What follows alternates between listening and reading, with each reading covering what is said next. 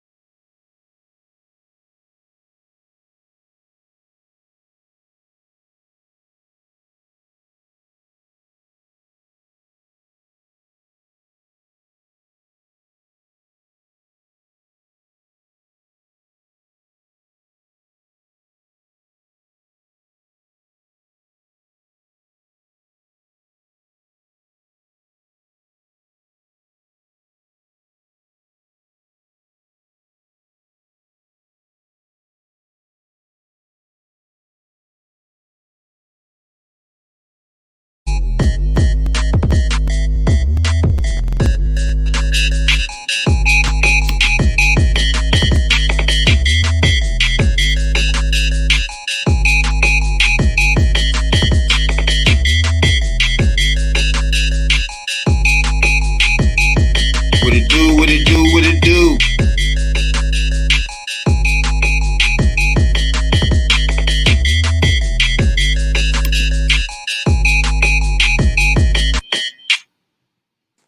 The third perspective. You got the echo, dog. What it do, what it do? That's what you muted? Nah, yeah, I heard it even when I was muted. There's a little bit of echo. What it do, what it do? Appreciate everybody tuning in from Facebook, YouTube. Appreciate everybody that download our podcast on Google Podcasts, Spotify. All day. Wherever you get your podcast at. Appreciate that a whole lot. Shout out to the essential workers. Appreciate y'all. That's real too. And back to the left of me, that's Radical Rail, my co-host. You know what I'm saying, Doc? And this is the Third Perspective Podcast, T3P. It's 2020, dog. Like I say, we're in a health crisis, a social justice crisis, and an economic crisis. But other than that, how was your day, dog? It was adventurous today. But yeah, it was adventurous, man. It's one of those days. Yeah, it really was. I learned lessons, man. And no matter what you do for a person, man, everybody always think you try and get over on. They'll never see it from the other side. They only see it from their side. But it's all good. They don't see it from one side? There's always one side, No matter who it is. Yeah, that's pretty much how everybody gonna look at things and shit. But you was off today, so you was good. Yeah. No, I worked earlier, but I don't work tonight. Only work one. Shout out to Texas, Florida. Appreciate you a whole lot. Anybody living in Texas, download our podcast. We appreciate you. We see you too. You know what I'm saying? Shouts out to you. You know? Howdy. You know? From me and Real. You know, the Third Perspective podcast. Appreciate it a whole lot. We got a few things we're going to touch on tonight, you know? Yeah. Your man O'Shea bounced back. You like O'Shea? Yeah, your man O'Shea. Ice Cube. He did one of your numbers. He came up with a solution. I don't know how far I'm going to go with it, but he came up with a plan. Then you got your girl.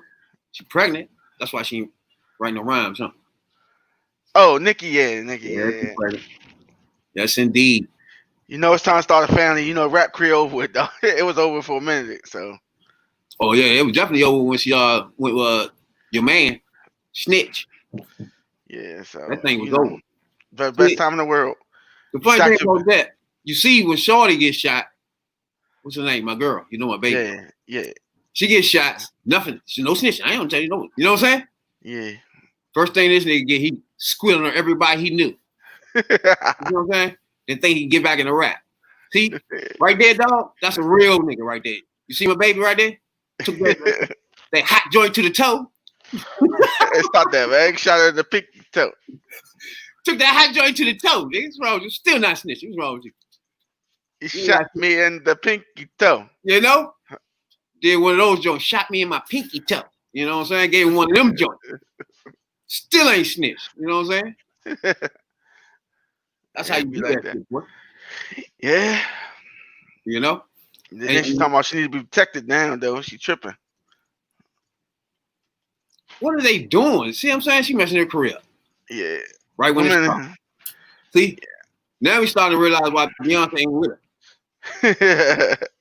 You know what I'm saying? After they did that little joint, you ain't seen her around with her, though. You know? I thought they were going to do videos and shit. Remember that? Yeah, they ain't doing all that. They ain't do Nathan. That was a one-time on. She showed her butt on that. She saw that stank. Her boyfriend's her choice. So you know what I'm saying? Men was like, oh, nah, I ain't fuck with this, bro. Bro, don't get me into shit. You know what I'm saying? Yeah. I don't get cuz. Why would he do that, though? She knows she ain't built like that, man. She all show. She Instagram model for real. Know a few rhymes. You know? Hey, don't do that. That's my baby now. Let's stop that, man. She Instagram model with some rhymes. Be careful, my baby now. You know it. Careful now. The young stallion. She a stallion, dog. You know? You ain't ready for those stallion, dog. Why is she letting this thing torpedo her thing, though? That's the only thing I'm confused about. Like, only way you're gonna be able to be famous, man, or get that big bread, you cannot be mixed up in the nonsense, dog. You can't. You know what I'm saying? Yeah, you gotta let that shit go. You gotta be like a nigga just getting off papers. Like, nigga, I don't want to do Nathan. Get the fuck away from me. Everybody away from me. If you felon, bye. You know what I'm saying? Think about doing something wrong. Bye. You know what I'm saying? That's how you're supposed to be when you're on your way to try and be huge in this game. You know what I'm saying? Yeah. You get a motherfucking joint, a feature with Beyonce, then the next month you shot. Like, come on, yeah. Gonna be doing tours with Beyonce right now. What the fuck wrong with you? She shot, though. I'm shot. Who shot you? From the ops to leaked. You know what I'm saying, Doc? There's no way you're gonna get your bread in if you're getting shot. You know what I'm saying, Doc? Mm-hmm. You gotta get away from that. Be in the studio. You know what I'm saying? Be in the cooking. Do stuff that don't get you in the street getting shot. Fuck all that. Got to stay away from that. Shit hurt too. Take it from a nigga that been shot. That shit hurt. You know? So pinky toe fucked up, dog. That pinky toe was hurting. Trust and believe. Yeah. That's a tough thing to swallow right there, boy. I had a video of her limping away and shit. Running from that shit. That's funny though, yeah. I ain't got no sympathy for it though. Cause she ain't no business with these clowns. I'm about to say, why you even with them? Yeah. I got nothing for that. You showing these niggas loyalty. They shot you or fucked around and saw you get shot or grazed you or whatever you want to call it. Whatever. You should have been there. Got my baby though. Still your baby. Now maybe since she can't walk on that, She can be in there writing rhymes instead of out there partying and shit. You know Her what I'm saying? picture's so fine. She better tough that shit out. That's my baby though. Yo, Get in there, baby, get in the studio. Stop that shit. You know? Nah, Get she, away from these fools. she out here doing dumb shit. You know? Hey, shout out to believe it or not, Mississippi. Am I cricket? Whoa. Appreciate everybody that download the podcast in Mississippi, dog. We see you. Our eyes on you. You know what I'm saying? Appreciate you a whole lot. You wherever you at in this country or in this world, if you download this podcast, I'm gonna give a shout out to you, dog, because I see you. You know what I'm saying? We appreciate that, though. You know what I'm saying? We got goals and we're reaching them fast, though. You know, and we're doing that with the help of you downloading the podcast. You know what I'm saying? All over the world, really. Mm-hmm. Appreciate that shit. You know. So now we on YouTube. It's a different animal. You know. Yeah, it's a whole different. So this is a Third Perspective podcast. Anybody tuning in right now from YouTube, Facebook, you can download our podcast on Spotify anytime you want, like you in the gym. You know what I'm saying, Doc? So next month we plan to be on the subway. We're gonna have a subway ride from Suitland Subway down to BLM Plaza. Now that's the green line for anybody that's not from the DC area. You know what I'm saying, Doc? You know what I'm saying, Doc? You ain't from the DC and DMV area, you might not know what the green line is. Green line, we're gonna get on Suitland, which would be in Maryland, you know what I'm saying? But you will be going through Southeast on this green line. You know what I'm saying, Doc? So you're gonna be riding through Southeast, Anacostia, you know what I'm saying? So if you're in the area on the subway, you gotta work that day on August 12th. We will be on that subway on the green line. Check us out. Live podcast, the Third Perspective podcast. We're gonna be live. You know what I'm saying, dog? With the rails rocking, everything rocking on the train. You know what I'm saying? Mm-hmm. We're gonna be on that thing podcast. You know? Just something small. You know what I'm saying, dog? Podcast on the motherfucking subway, you know? Right from Maryland all the way through Southeast, all the way down to the BLM Plaza. And then we get down there and we'll interview whoever down there want to talk. You know what I'm saying, Doc? That's what's up. The whole thing of this.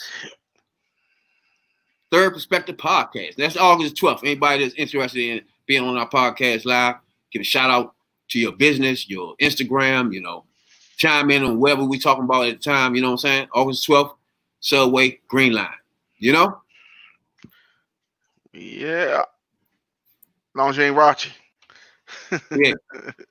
That's a key point. I mean, raunchy and unnecessary, you will be unplugged. You know what I'm saying? Yeah, I'm plugging them up. And we ain't got time for none of that.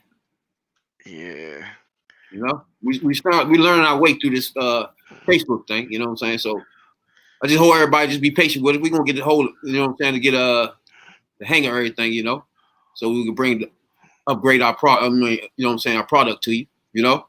So anything y'all see that got glitches or anything, you just let us know. Leave a message, you know what I'm saying. Be like, hey, this shit look fucked up. Y'all was doing, you know what I'm saying. You know what I'm saying. Or I couldn't hear what the hell y'all was doing. I couldn't hear this and that. You know what I'm saying. Whatever y'all got to say, just let us know. You know what I'm saying. If you do a podcast in the DMV, man, holler at your boy. You know what I'm saying. We ain't motherfucking out here trying to compete with nobody podcast. We don't give a fuck. You know what I'm saying. So we do all topics. You know what I'm saying. Whatever you do, man, you in the DC area, dog, we collab with no problem. You know what I'm saying. So it ain't about that with us. We got our own goals. You should have yours. You know what I'm saying, Doc. You know, your goals ain't gonna have nothing to do with ours. You know. Mm-hmm. So hey, so if you're in the DMV area, you got a podcast. You know what I'm saying. Mm-hmm. Collab you do sports. We do all that. You know what I'm saying. Trending topics, you know, whatever you want to do, we dive into that, you know. Mm-hmm. We're not no one-trick ponies out here. You know what I'm saying, player? Yeah, dog. You know, that's what it is, dog. What you think about that, Real? Yeah, that's good. You know what I'm saying? It's nice to get some outside views. You know? They can say they work with the best DMV best podcasts out here. You know? That's for anybody. If you do a beauty podcast, whatever podcast you do, sports, you know what I'm saying? It's whatever, you know? You know? We versatile. Gaming, you name it. Exactly. Your game podcast, we on that thing too. You know what I'm saying? Just holler at your boy. If you're in DMV, we down for everybody blowing the fuck up. You know what I'm saying, Doc? So we don't care what it is.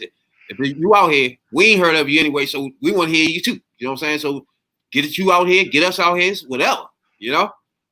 It's whatever with this podcast thing, you know what I'm saying? It's whatever. Now, YouTube, yeah, we've been told that we're supposed to do one thing and shit, talk about one thing and all this bullshit, you know what I'm saying, Doc? Yeah. That's not the route we're doing, you know? It is what it is. Yeah. We podcast, we come on the joints and let you know what we do, how we feel about different things and shit, you know what I'm saying? That it is what it is, you know? We're not going to say, I'm a professional barber, you know what I'm saying? I'm not going to sit here and be talking about that all day. So, to me, that's not a podcast to me. That's just, you just talk about a certain thing, you know what I'm saying? Yeah. I don't want to do that all day. They come talk on the podcast about that shit, you know? You know? Fuck that. Like if I work in a warehouse, I don't want to talk about warehousing and shit on my podcast. So, I was about to say, I got to get away from that shit. Exactly. So I just felt like we talk about anything in real life any fucking way. So what's the difference? It ain't like we don't talk about sports just because we work in the warehouse. You know what I'm saying? That's all we used to do. You know, like we don't talk about gaming just because we, you know what I'm saying? We talk about all types of shit. Everybody talk about everything. You know? So, and we got opinions, as you know, about Radical Real opinions, you know what I'm saying? And I got my opinions about shit. So that's how we do it. We talk about everything then, you know? That's how we're going to do that. Always. We wait for man Jay to come in here. Until we do that, we'll let everybody know if you're watching on YouTube right now, subscribe. Now, if that happens, we get 100 subscribers on YouTube. We've been on YouTube now about 2 months. You know what I'm saying? We're building up our catalog, you know what I'm saying? So we can have some product for y'all to watch, you know? So we jump all the way out in the ocean, you know? Give y'all some of y'all can go back, okay, let me see what they talk about, you know what I'm saying? So we got a little catalog for you. So go back and watch that if you get a chance, you know. But if you get a chance to subscribe, if you like what you see, subscribe, you know. Be here 3 days a week. Check us out, you know what I'm saying? Subscribe so we can get 100 subscribers and be that one chip challenge. If you ain't heard about the one chip challenge, it's the hottest chip in the world, you know what I'm saying? Bro, like, think he ready for that joint, but he ain't. Yeah, I've been training, dog. You know what I'm saying? I'm Rocky Balboa out here. So if you get on YouTube right now, if you're watching us right now on YouTube, subscribe real quick. So we can get this one chip challenge. The quicker we get to 100 subscribers, the quicker we're going to be eating this chip live on all platforms. You know what I'm saying, dog? Mm-hmm. So if you got Twitter and you thinking, damn, they're going to be live on. No, don't worry about it. We're going to be live on Twitter too. So don't worry about that. You know what I'm saying, dog? If you only got Instagram thinking, damn, they're going to be live on. Nope, don't worry about it. We're going to be live everywhere you got. We'll be live doing this one chip challenge. You know what I'm saying, Doc? Not just YouTube. You know? So we can go live anywhere. We're going to be live with the 100 subscriber YouTube challenge. And that's what we're going to do with that. You know what I'm saying? Me, Radical Real, and Jay. You know what I'm saying, Doc? Think about the hot chips. Woo. Yeah, man. I don't think Rabbit going to be able to work tomorrow. I mean, the day after he eat that chip. One chip challenge. Woo-wee. Now, I still ain't eat them ghost chips yet. I'm tripping. I'm about to say. I know you didn't, dog. Then that's the level right before those. But I'm going to go ahead and touch them joints. I don't know why. I keep forgetting all about them joints. You know what I'm saying? If I got this habanero hot sauce, good God almighty, nigga. It blew my son out now. He thought he was like, oh yeah, that's hot. He trying to put that joint in his noodle. You fucked up. To tell him that joint string, you know what I'm saying? Extra hot. It ain't just hot sauce.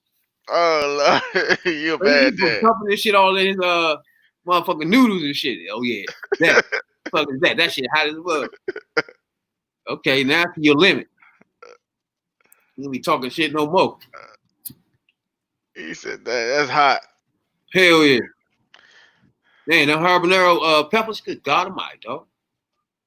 Things hot as shit, dog. Yeah, man. They really hot. Fuck, you heard. Jeez.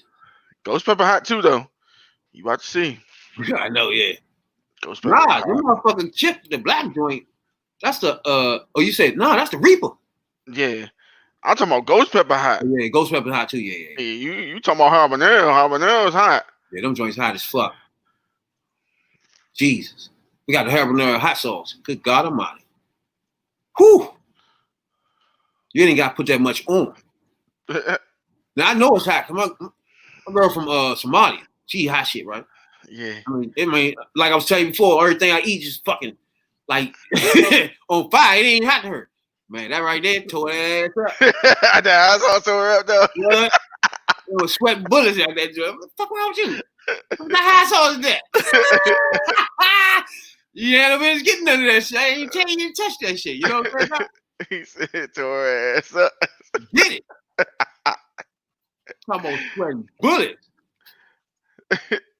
But she said it's hot, but I'm still gonna eat it. Throw that ass up. You don't fuck with that joint no more. Y'all soft, man.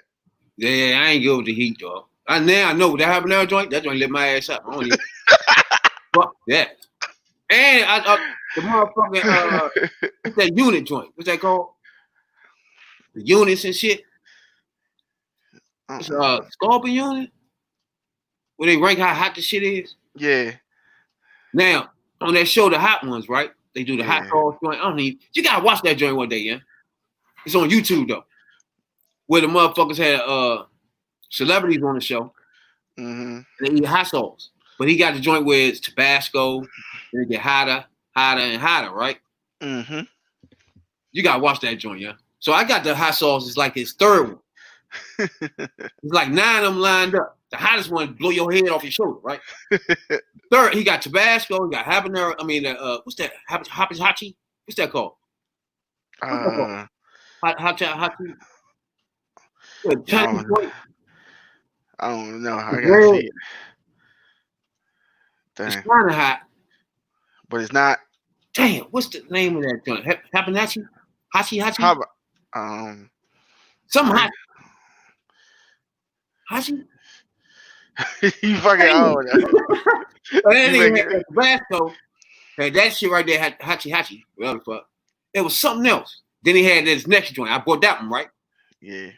So now I'm watching the show. I see he got my joint on the table, right? I was like, okay, yeah. We'll wait till they get to that one to see what the fuck. You know what I'm saying?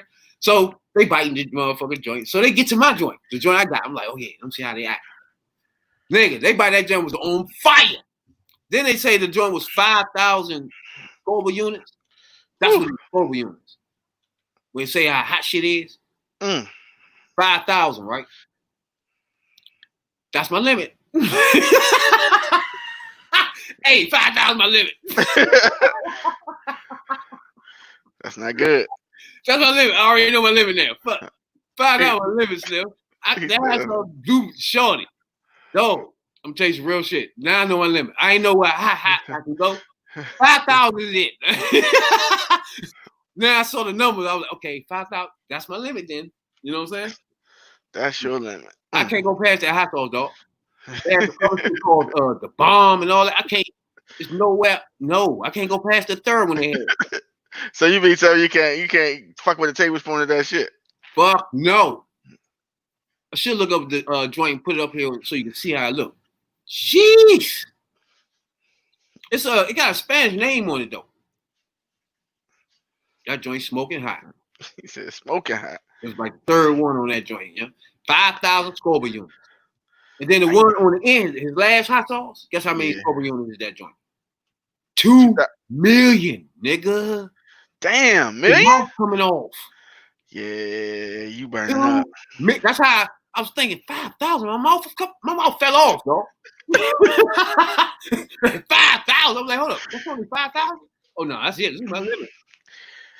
He said 2 million. Yeah, 2 million, dog. That's got the Reaper shit and all that shit in that joint. Good God. Yeah, you might well just put a little bit on your pinky, put it on your tongue. If you can't handle it from that, nah. You ain't nah. Now when I watch that show, I got big. I sympathize for these people now. And now I look at them like, you went past that one? You know what I'm saying? And you still going to the next? Okay, let me see what you do. Now I know where you at. You know what I'm saying? Now I taste the third one. Hey, they be having they be having wax on their tongue and shit, bro. You gotta do. I think they doing. Man, they on fire. Watch that joint one day. It's called the Hot Ones. Hey, when they just pour milk on their face. They in that joint on fire, Slim. I said, what, dude? He put a little bit in his mouth, switched it around to put the rest on his face. I was like, what the fuck you put it on your face for? You so hot, you know, everything hot. You sweating like a motherfucker. Like, nigga, you just want everything to cool off. Like, what is happening, bro? Man, yeah. That shit different. That's new to me, dog. That hot shit new. I can't go that far. 5,000 my limit. I already know. you strong, dog. Anything you tough, else, right? You get that. Anything after 5,000, my man Prince gonna look at me like that. Like, don't do it, my nigga. Don't do it. Anything past 5,000. You know what I'm saying? You know, my man Rico Painful say, you tough, right? Niggas Fuck eat hot yeah. shit every day. Fuck what you heard. Oh, shit. I might make me a shirt for the challenge. I know everybody heard about Ice Cube. My And man. his contract for Black America. There you go. You know? Mm-hmm. Let me see. Did I say my name? Now, you got a contract with Black America. First of all, you heard it on you heard or you seen what he's talking about or what? Yeah, I was watching him on Jamel Hill show, Unbothered, because you know that's my girl Jamel. So And her ass got fired for the same shit. yeah, I know, but she's smart. She's doing her own platform now, so you know I support her. It's not the same, but yeah. Yeah, I mean it ain't gonna be on the level of ESPN, but Hell your no. own is your own. Your own is your own. So can nobody fire from that? You're right about that. And she made a lot of connections anyway, because a lot of people, she be having a lot of people on the show. Before I want to get into Ice Cube, because Ice Cube going to take us into rap a little bit. Yeah. Because you know how I feel about his rapping. You know what I'm saying? Mm-hmm. So I want to kill some time, let Jay try to get in here. So every week we do when rap was rap, right? So we go back and we show people freestyling or, you know what I'm saying, on the spot rapping back in the day, you know? Mm-hmm. So we figure out, we just play certain people from back in the day. All right. Now, so since Kanye West is going through all this shit, I'm thinking, why don't this week be Kanye West in the basement? Freestyling. What you think about that, player? I don't know. If you want to throw that out there, let's make a move. So this week, when rap was going to be Kanye West in the basement. Now, what you think about Tigger though, yeah? Tigger. Yeah, what's up with him? What you think about Tigger?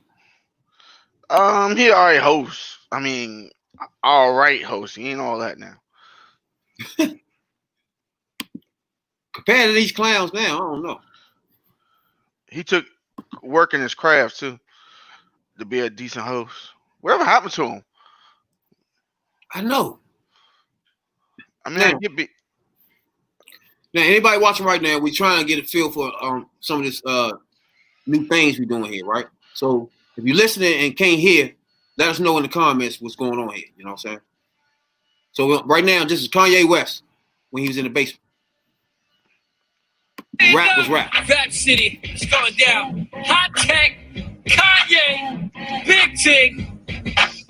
Let's go. Off the top, every day, round 4 BET. Shout out to Kanye and my DTP family. Hot Tech from Cincinnati. Be your boy Big Tig coming with that free. Oh, from the Wild Wild Hunters to the west side. Big Tig keep the gap on the left side. It's going down one time off the top of the dome. Guaranteed to send them home. Yes, indeed. Kanye West, new album again. Dropping in your stores February 10th. Kanye West, you ready to go? Come on, step up with that shot down. Go. Yo, we going to mass today, we have to pray. These is whacking A, I have to say. Since Pac passed away, most these don't even deserve a track from me. First of all, let's get rid of them Louis Vuitton boots and get your tall ass out that C-class coupe. You see the whiskey had them girls feeling frisky. You was with me. She said, who's the sissy? And even if she did want to get busy, freaky like Missy and roll some weed up. You roll 3 months. You a free lunch, dog. Just keep it right there like Chingy. Your girl don't like me, how long is she been gay? Spanish girls tell you no, I play English. And everybody wanna run to me for they singlet. It's funny how these whack need my help. Running around when I couldn't feed myself. Dog, if I was you, I wouldn't feel myself. Dog, if I was you, I'd kill myself, man. Trips to Maui, out of town, I was outie. Rock so much polo, they start to call me Ralphie. Do me a favor, if your dollar's up, please pop your collars up. Otherwise, it look lousy. And when I come into your town, don't crowd me, keep you down, me around me. I remember last year I was supposed to perform. Everybody screaming my name, they wouldn't even allow me. Woo, I got on my chest, dog. I want to shout out to Con, man. GLC John, let the consequence come here today. I'ma still air out for y'all. Yo, I'm on BT. I waited for this my whole life. You know, I'm a fan, dog. I'm on the basement. What up, Mom? What up, Mom? I'm on spit one more before I go. Look, You know? now it's Kanye the most overlooked, yes, sir. Now it's Kanye the most overbooked, yes, sir. Do the people want to fill another Tribe Called Quest? But all they got left is this guy called West. That'll take me with throw him on tracks to the most death. But the quality of the play. Put them on songs and take I'm the gap like Banana Republic. Roll the dice. The name when the nigga you heard is mine. Leave that shit, no poltergeist. Drink straight in, bitch, hold.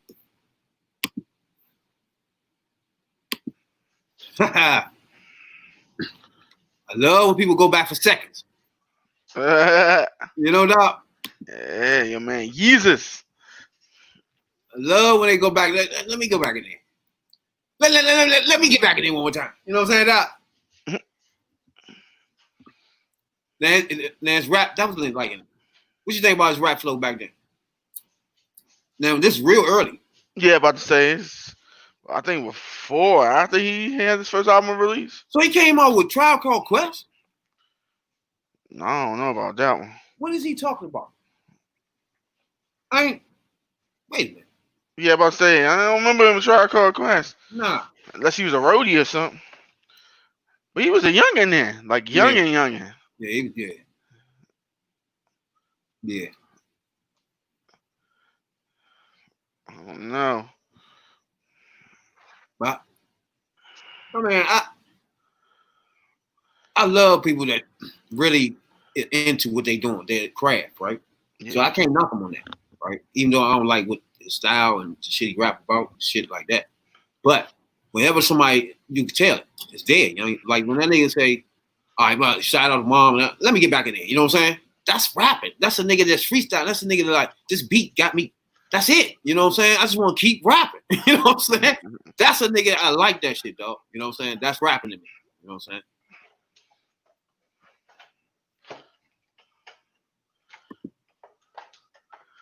Like, I don't know. No, it was pretty good. I ain't never heard that one. Well, I ain't never watched Basement like that. I was going through shit back then. I like to watch when motherfuckers just freestyle. I like freestyle. Freestyle to me is the heart of rap. It puts you on the spot. So, especially when you go back for seconds, I love that. So yeah. I mean, because you got more, you know. Yeah. Your mind is bubbling. Everything is popping in your head now. It's like, come on, all right, that's it. Move. I need more. You know what I'm saying? That shit is like, fuck. It's hard to explain that shit. It makes you want to come out of retirement almost. Almost? Yeah. Makes you want to come out of retirement, man. Just go back in the booth, yo. Just make it give you that thing right here. You know what I'm saying? Like when I watch a nigga in the booth like that, my like not niggas that sound like clowns though. You know what I'm saying? Yeah. Like niggas like that, you could tell that it's just that shit. Just I just want to get in there with them. You know what I'm saying? It's hard to explain that shit. But yeah. Yeah. So back to I moved just like that. But yeah, to close that off, I really like his flow back then, yeah. And it was different from everybody else's. So he had a different thing going on. His topics, really, not the flow itself, the topics and shit was different. Yeah, he was telling you about niggas who actually go to school and shit. You know? Yeah, so he was kind of different. So I did. That's why my thing I was telling you about, you know, I like back in the day was everybody was being their self and rapping that. Just an example of it right there. Like, he never was in the streets and shit, so he ain't never act like that, right? No. So he told y'all, I'm coming around to college. Fuck it, I got the book bag. Here I'm at from college and I'm rapping. You know what I'm saying? He's never, like, gave a persona for that. You feel me? He gave whatever he was, and that will get you over every time. That's why I love rap back then. It was different categories of rappers. You know what I'm saying? Different styles and shit. You don't have that today. You know what I'm saying? So he was like a prime example of different styles. You know what I'm saying? Like be yourself. True shit. Him, Andre 3000, Common. People different. Right about that. And everybody made money. Oh, Lord. Dang. Yeah. Hey, she can't be one to divorce that man, dog. They knew that man's psycho. I think it's publicity. So, like I told you on the podcast, she gonna fuck around and leave this nigga one day.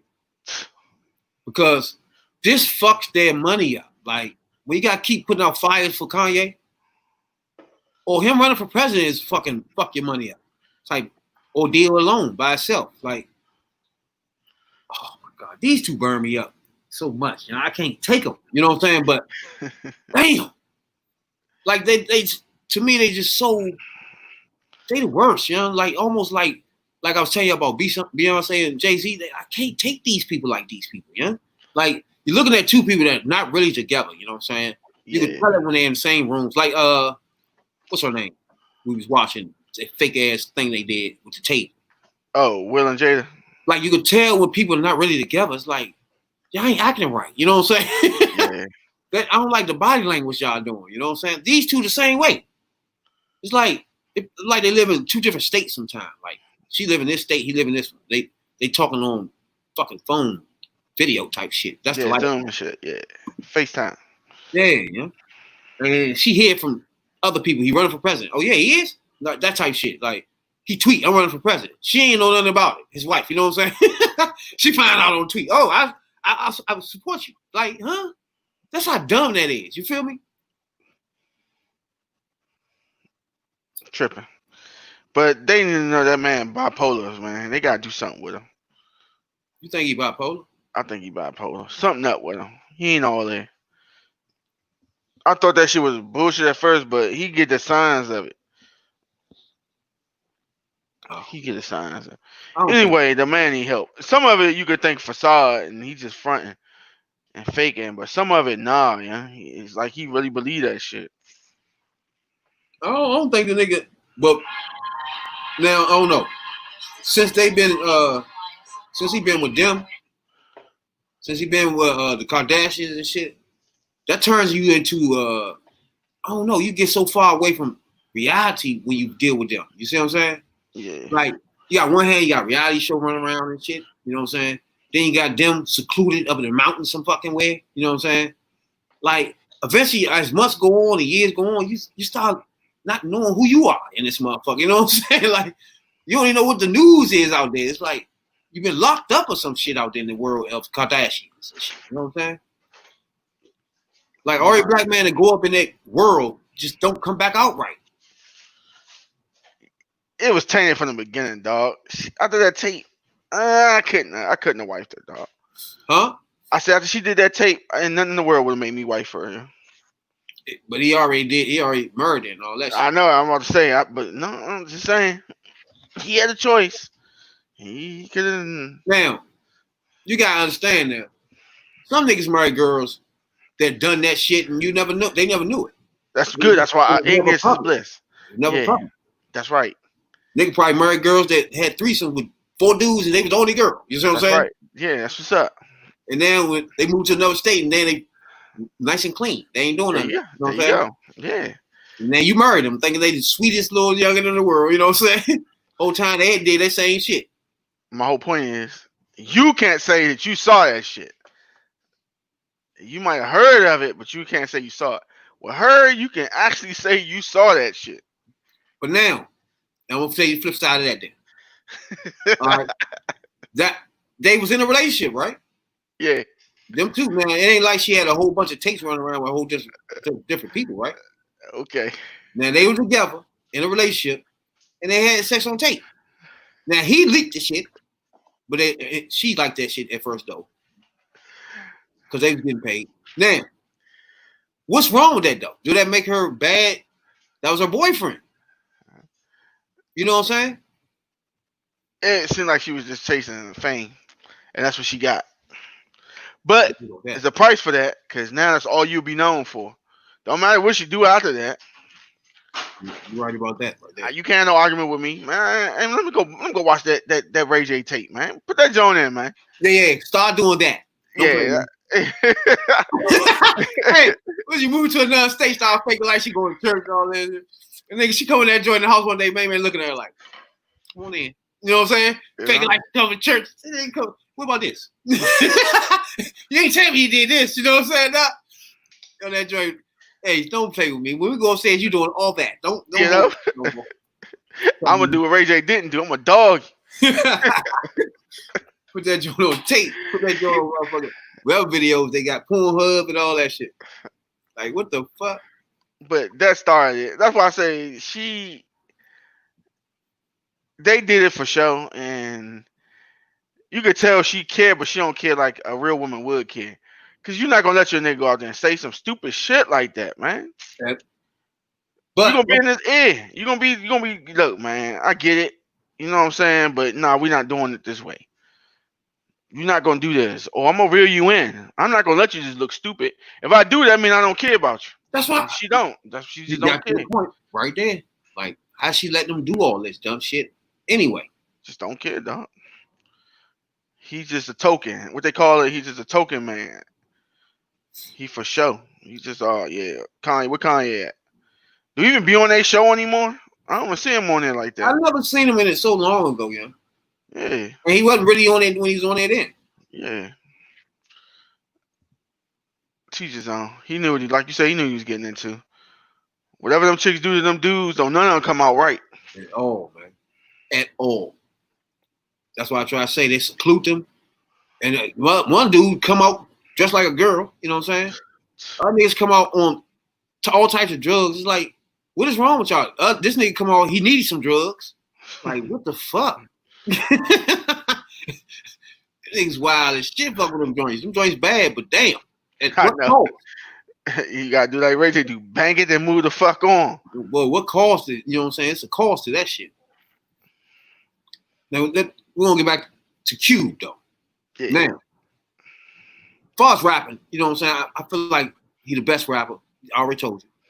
Alive, and whoever rapped is Ice Cube, to me. You know what I'm saying? Like, everything about his flow and everything is just on point. He 10s on everything. You know what I'm saying? Mm-hmm. Then influenced the culture, 10 on that. You know what I'm saying? Even back in the day, see, when I used to like him before, now, for anybody who don't know, I stopped fucking with him because in 2016, he gave the impression that, first of all, he said he ain't voting.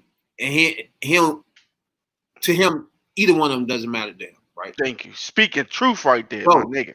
That's my Ever nigga. since he said those dumb words out of his mouth, Oh my God. Watch he him. hasn't been my man no more. He been O'Shea. Okay? Now, before that he was my man for a lot of reasons, right? Not only for his rapping, he was vicious with the skills and shit on the rapping, but politically, he's going like motherfucking news shows. Like, rappers ain't do that back then. Like, he used to go face to face with people on CNN and shit like that. Like, I used to fuck with that nigga. He was my man, dog. I'm trying to tell y'all, dog. Like, not only did he say, fuck management and who was doing the NWA joint, fuck y'all, Mm-hmm. I'm gone. You know what I'm saying? Like I always tell you, he never went in on Jews before. He was always rapping about that man right there. Yeah. But he was like, you gotta imagine the position he was in for him to have the balls to say, okay, fuck y'all. You know what I'm saying? Like, literally, like, I was fucking with this nigga. He was like my favorite rapper in the group, right? And then when they started talking about he was leaving and shit, that shit tripped me out. But the way he did that shit was like, he did that shit like that. He went to East Coast, first of all. He left the West Coast and went to the East Coast. Mm-hmm. Like, who the fuck do that? Well, First of all, that was a balls move. You had to have balls to do that. Then when you get to New York, you gotta find somebody to work with. You know what I'm saying? He worked with Public Enemy when he got here and all that. But they had the balls to say, nah, nigga, this nigga ain't giving me my money. I'm out. You know what I'm saying? Like, this the biggest group, one of the biggest groups that's playing right now today. And he like, fuck it. I'm gonna just do me. I mean, for the nigga to do that is just crazy, Slim. What you think about that, though? yeah, it took guts, and he believed in himself. He knew that he had rhymes for days. He knew his shit sounded tight. You know what I'm saying? And he had a reputation with NWA. Most people knew he was writing most of their shit. It just sounded like him, you know. And he developed the style, and then he perfected it when he went to the East Coast because he got with some real rappers. You know what I'm saying? West had rappers, but they wasn't. They were new to it. Put it like that. It wasn't they were bad. It just was new. He went to the East Coast and he found people he gravitated towards. They showed him the ins and outs what he was missing. Because Easy didn't know either. Easy got screwed because he didn't know. And the East Coast was figuring that shit out as well. And then he blew up after that. He was like, all right, take the best from the East, best from the West, put it together. Show y'all how it's done. I'm going to tell you, dog. I was young, like 18, some shit like that. This nigga, 17, some shit. This nigga was my man, dog. You know what I'm saying? Like, he said, fuck y'all, first of all. Then he come out with a joint called Jacking for Beats, right? Where he take everybody beat in the industry and rap on that shit. He was, dog, it's hard to explain what he was back then. He was like a mixture of 50 Cent and whoever, and people that go on people, and a battle rapper. He was like everything mixed up and shit. You know what I'm saying? Then he knew that he wrote all the shit in NWA for Eazy-E and everything, right? Yeah, majority of it. Some random. He wrote all that shit. Nah, he had help sometimes, but wrote most of it. The hits he wrote. All right, Boys in the Hood, he wrote that. Matter of fact, anything that blew up, Dope Man, yeah, everything that was tight, he wrote. Yeah, I go with that. So he literally can lay claim to NWA legacy himself, right? Mm-hmm. And can leave and say, I'm Ice Cube, nigga. I got my own legacy. You feel me? That's huge, way bigger than NWA. That's crazy, dog. You know what I'm saying? When you look at that shit. Mm-hmm. Damn, because when he left, he broke them up. Really. They were all right. They just wasn't the same. They broke up. He was a spirit. They broke up. They only did one joint, and that was it. And that one joint they did, they was already in making when he left. They just finished it off. Oh, okay. So you really sound didn't do like anything after he left. Yeah, That's great. I'm gonna come home in the house and hear that shit. But like I said, he's going to CNN and shit like that. And what Yeah. fucked him up back then was he was smarter than what they thought. You feel me? Yeah, he was just Like I tell you about Killer Mike and them, right? Their screen burn it down and shit like that, right? He would never do stuff like that. They bring him on CNN for him thinking he's gonna say shit like that. He never do none of that. You know what I'm saying? Yeah. He'd talk to the point where they'd be like, hey, I understand what you're saying. You know what I'm saying? It'd be crazy, dog. You know what I'm saying? Because they're not expecting him to articulate this shit the way he gonna be doing this shit to them. You know, this shit used to be crazy. I used to be little as shit, looking at Q like, this nigga really on this joint fucking their head up, though. You know what I'm saying? Mm-hmm. Crazy, dog. Like when he went to the East Coast with Public Enemy, right? Mm-hmm. I think that turned him more political. You know what I'm saying? Yeah. Before then, his rhymes didn't have no political. You know what I'm saying? It wasn't about politicians in that shit at all.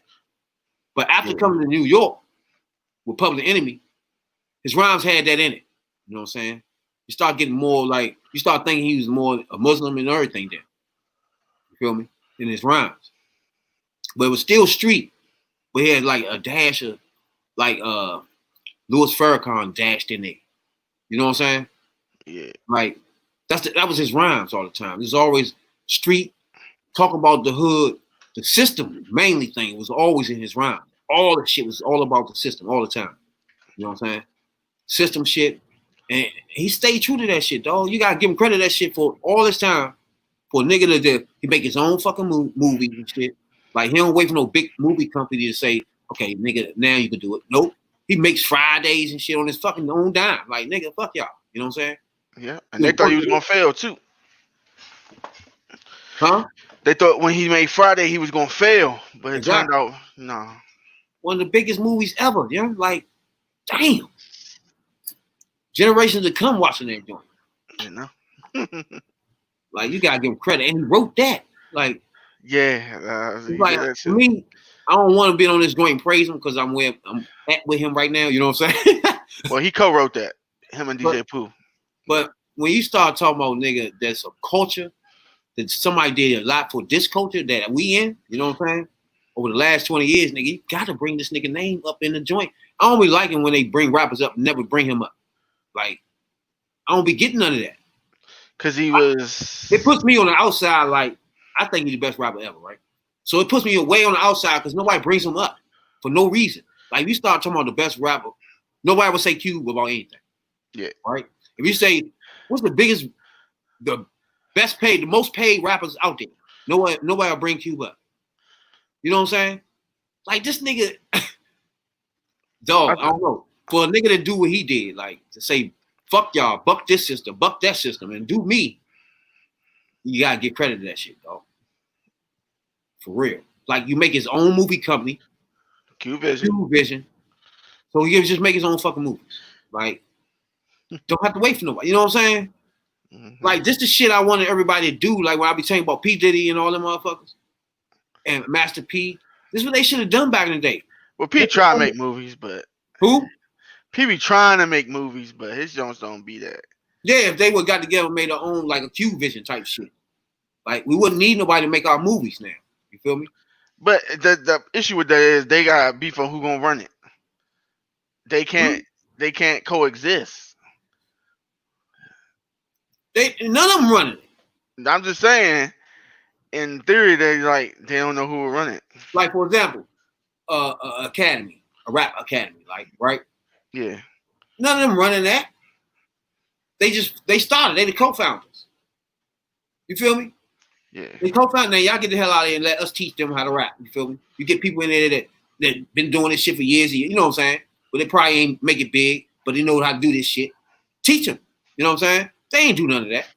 Same thing with Q would make his own movie joint where he can make his own movies.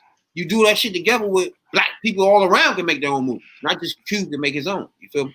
Yeah. And we won't have to wait for a white executive. And I say white executives. I'm not gonna say Jews and none of that because I don't know. But most of these executives are white, right? So we can't wait for them to say, "Is that funny?" You know what I'm saying? Like, Friday, like for example, he probably took Friday to so many people, right? Yeah. They probably looked at him like, "Is that funny? I don't think that's funny, Q." You feel me? To this day, it makes people laugh. You know what I'm saying? Like, yeah, even you've seen 1,000 times. Exactly. So, to the black culture, we need something where we don't have to wait for somebody that's not in our culture to tell us, okay, good, now you can play that. You feel me? Because you don't know what's funny to us. You don't know what our culture, what we want to see. You feel me? So for them to be at the gate, like, nope, hold on. I don't think this funny enough. You feel me? Or this ain't funny to us, or this is not what I want our kids to hear type shit. No. We need somewhere where black people can make our movies, like be inventive, do what we do. You feel me? I don't think we got that area to do that now. Which goes the same thing with rap too. You feel me? So what you're saying is you want us as a black people culture to group together and make our own Viacom, but not Viacom. So, for example, exactly. Yeah. So if we got our own joint, most of our stuff most of the things we do is what people get paid off. Like our hair, people get paid off of that, but we not. Our rap skills, people get paid off of that, but we not. You know what I'm saying?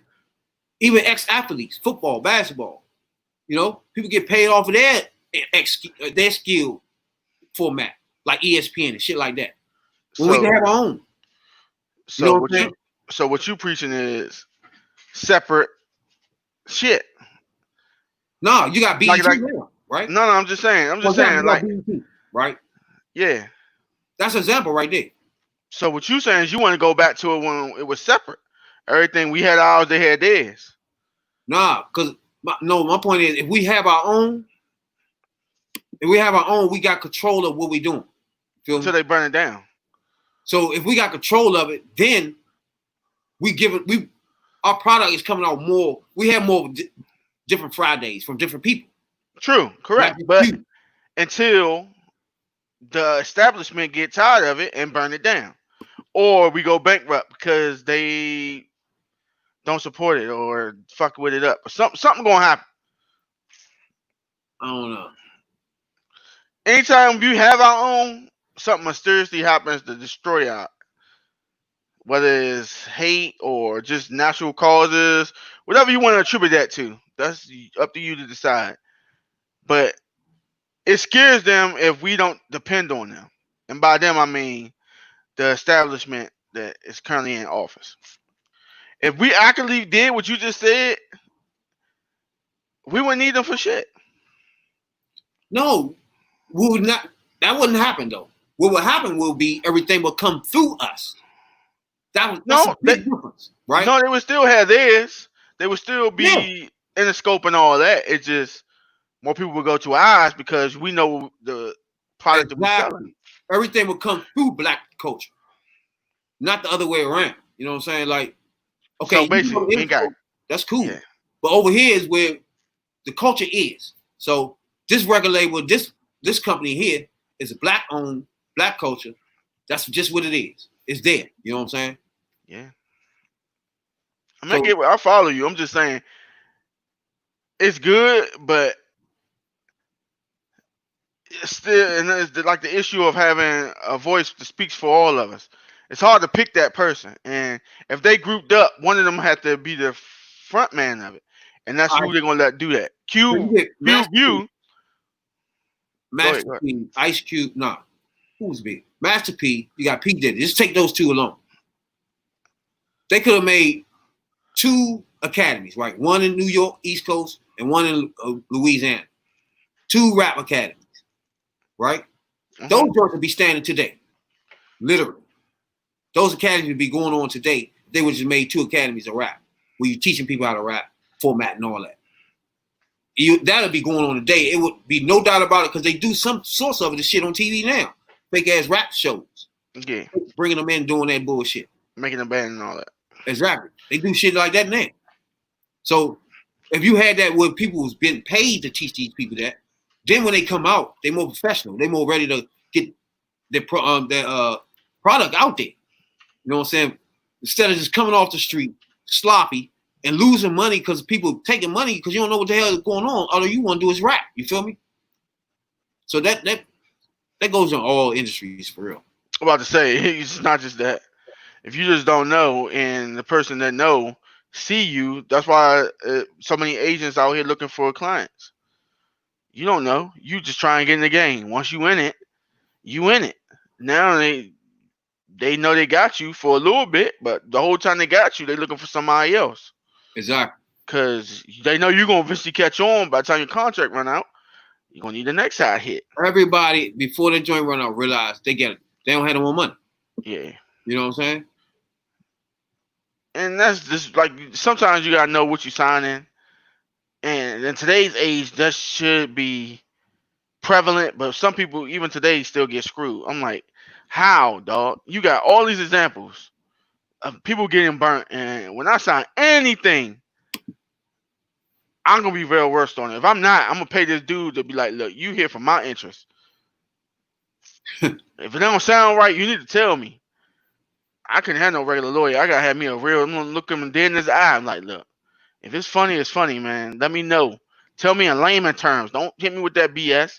What I'm getting, how much I'm getting, and where I'm gonna get it from. Basically. Break that shit down to me and let me decide whether I want to make this fucked up decision or not. But people don't be having that. They just like, oh yeah, man, we about to give you 200,000. We about to put your record. You gonna be famous. I'm like, yeah, I'm famous, but I'm broke. Exactly. How that work? Same thing about putting them in a house. They think they doing something. Yeah, exactly. NWA. Yeah, I buy my own house. Yeah, but they don't. They never look at you. Never look at it like that, though. You know what I'm saying? It's like everything looking at that. Like if you went to academy, you would know coming out though that this stuff is gonna happen.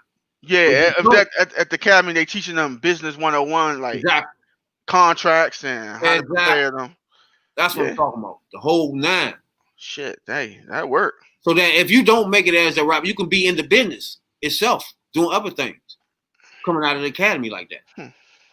So you think school should implement this? Since we're going down the rabbit's hole.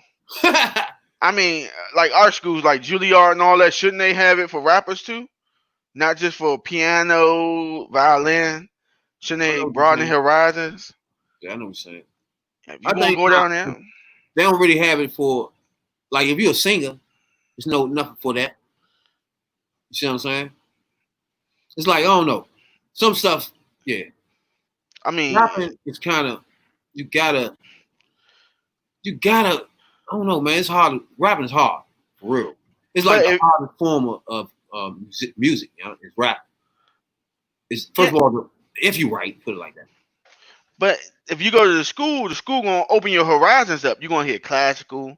You're gonna hear other stuff outside of just rap, and that's gonna make your rap even better. Yeah, I'm just saying, if you're more versatile, you hear a lot. You ain't gotta like it, like you ain't gotta fuck with country and all that. But hearing it is gonna broaden your horizons. It's gonna give you more ideas. I know what you're saying. Yeah. And I think people, like you say, try and just what we know. So if you know mumble rap, that's all you trying to do, or something, just make a tight beat. But you don't get the Waynes, you don't get the Jay-Z's unless you perfect it. Like Lil Wayne got real better after he came from that school because he got ideas that he ain't had before. Exactly. And if you got an academy where people are showing you how to write, you're gonna have to open up a dictionary. You see what I'm saying? Seriously. Speech, how to speak, you know what I'm saying? That's gonna help you too. That's the whole thing about rapping, man. You got that shit was gotta be clear that everybody can understand what's going on here. You know what I'm saying? I think HBCUs should have it too. How you gonna be HBCU and not have that as a course curriculum? We should have somewhere where you got some type of rap, not rapping itself, probably like the business side of it, marketing or something like that of the rap industry, music industry. Where so many black people won't be going into this industry getting fucked, letting everybody else make money but them. You see what I'm saying? Yeah, I think they should do that for agents too, like NBA, sports agents all the way around, like for tennis, all that. People in NBA not gonna get fucked. Well, I don't know. Some people still do. They got union too. Ain't a whole lot of fucking going on. Man, Scottie Pippen signed a 10-year contract where he got screwed. Nah, he wanted that. That was his fault. He got scred, dog. Your man Pippen got screwed. He could have been like, hell no. But he wasn't that good to be demanding too much shit anyway. So you mean tell me in 94 he wasn't good enough to earn more than what he was making? 94, yeah. Yeah, 95 when Jordan came back. Now. Y'all tripping. Y'all, that man got football. I think he averaged like 13, 14 points when he got that contract. Yeah, it was over after that. When he went to Portland, Houston, and all of them, yeah, it was done. He's just getting money.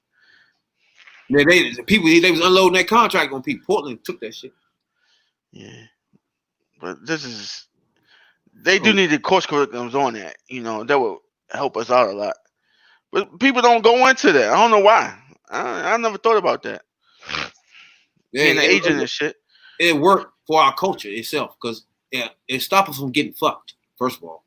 Well, and then it'll help us if we don't make it. Like in football, if you don't make it, you got something to fall back on. If you don't make it a rap, if you've been through that type of structures of learning, you know what to do now. You can do something else, manage or something like that real quick. Well, you still in the business, but you just ain't rapping or nothing. You know what I'm saying? You're still in the business though, because you come from that school where you know the business side. True shit. So I'm gonna play Q from back in the day, man, when he was on the joint. Now he on CNBC, right? Mm-hmm. He on there because they think his rhymes are anti-Semitic, right? Mm-hmm. Now, like I was telling you before, he didn't give a fuck. He'd go straight on motherfucking CNN, whoever the fuck, Fox, whatever the fuck. He didn't care, and be right on that joint, toe to toe with them. But right here, this was even crazy. They had a call-in show where people just call in on them too. So they was really trying to fuck him up. You feel me? So this is what I try to tell you, man, about the lady. First of all, the lady is talking to him. She think this nigga's dumb, first of all, right? Yeah. So after she started realizing this nigga's not dumb, you feel me? The calls, she started, let's take some calls. You know what I'm saying? Thinking, okay, this is going to fuck him up. You feel me? So the calls coming in, he just knocking those joints down too. Next thing you know, people calling in like, hey, stop this motherfuckers cutting them off. Let them talk. This shit was funny as well. Let me play this joint, though. The joint funny, though, yeah. But I want to play it because it shows his mind frame too then. You know what I'm saying? It hasn't changed today either. He's talking the same way. But I'm going to play the joint.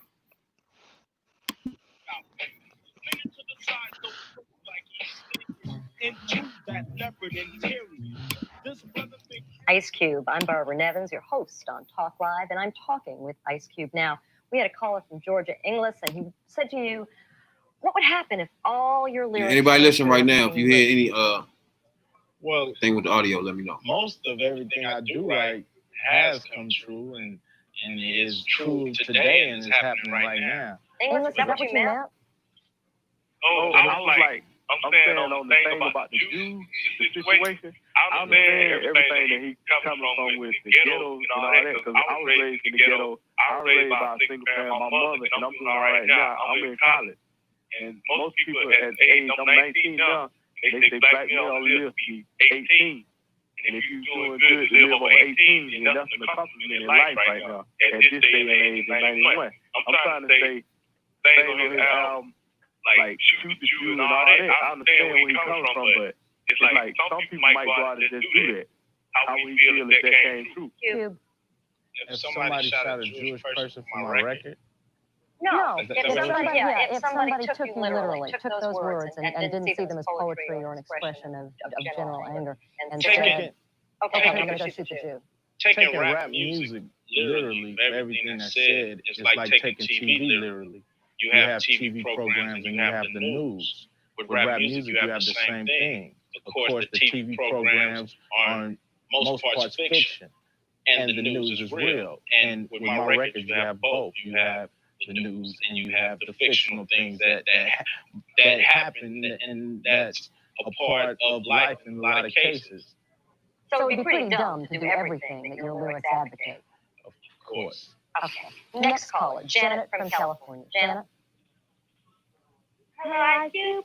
How you doing? I'm fine. I want to know, do you get along with NWA in any kind of way at all?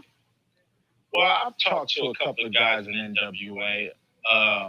You know, the reason that we were separated was because I felt that the person that I'm talking about on the record separated us. And Your manager. Yeah, and I understand that certain people like Dr. Dre, you know, if I get this correct, are finally waking up and smelling the coffee, and now they're looking for their money, something that I should have told them to do, something I told them to do back in 1989.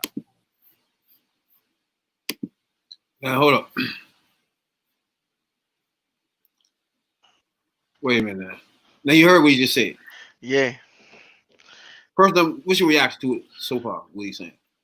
He handling himself well. Like the first caller, I don't even know what dude was talking about. You tried to get him, yeah. Yeah, that was just stupid. Why would somebody literally say do what a rapper say? That don't work like that. Like you said, somebody tell you jump off the roof on a TV, you gonna do that shit? Come on, man. Stop, man. And the girl, she was just wondering. She just was like, "Did you speak to NWA?" I mean, he was friends with most of them. So, yeah, he speak to them. But he's telling them he left because of the money. And not just the money. He ain't like the way Jerry was steering the group. And you heard what the lady was like, the manager? Yeah, you know what I'm talking about. Yeah. You know, she's trying to get him to get into it. You know what he's trying to get him to say? Jew. The Jew manager or something like that. She thought she was slick. But she going to keep trying it.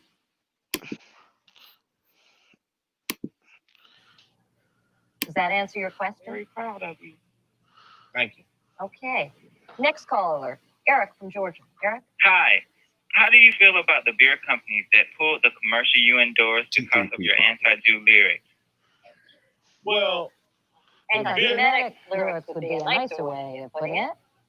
Well, the lyrics aren't really anti-Semitic, and I can't understand. You know, I listen to people like the Simon Wiesenthal and Rabbi Cooper, and am I getting this wrong? Are they saying that they condone what Jerry Heller or some of these other people have done to me? Do they say that it's all right for Jewish managers to get young black kids with talent off the street without without lawyers and without people that was helping me in my benefit to make records?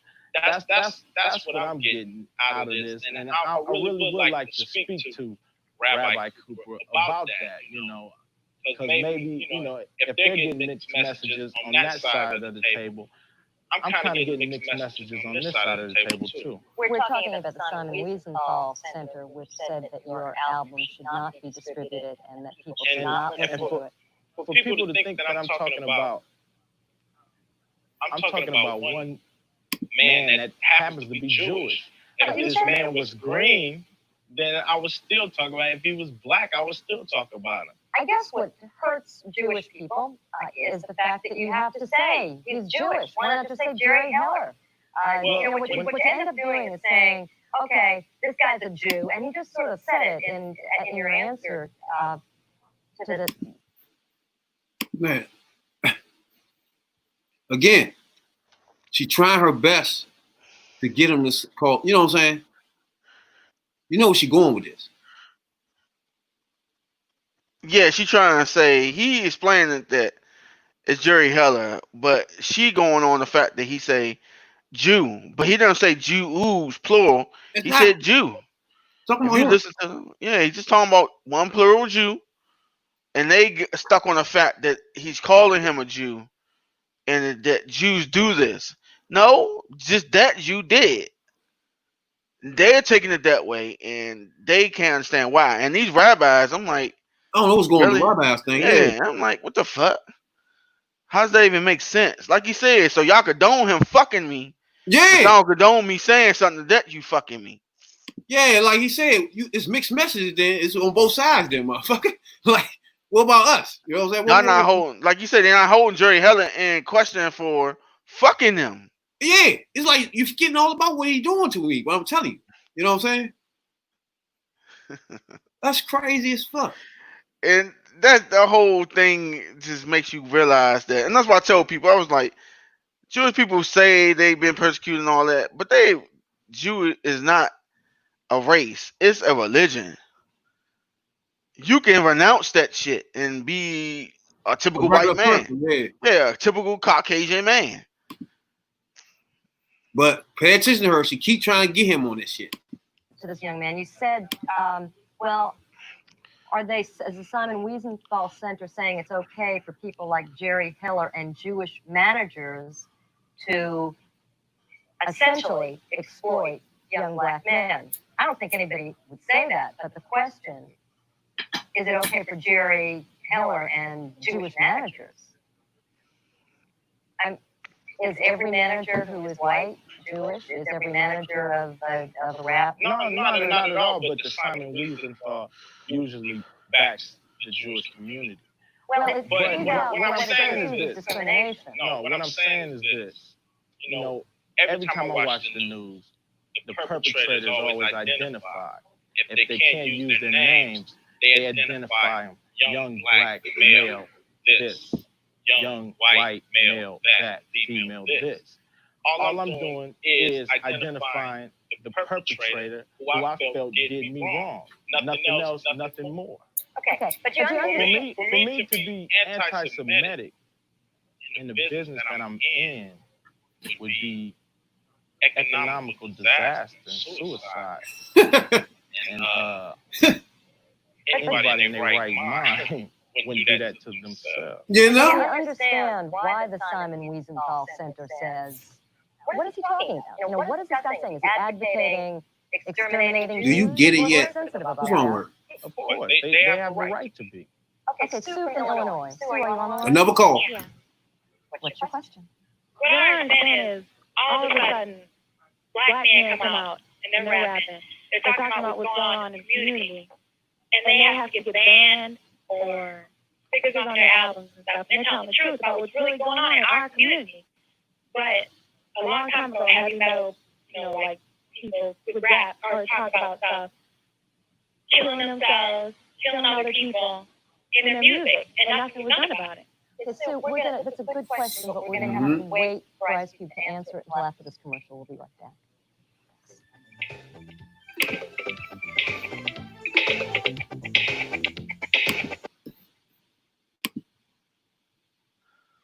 I don't know why they get people like her to do the interview. It's hard for her to get them too. And then the callers that calling in throwing her off. because they ain't really giving her what she want.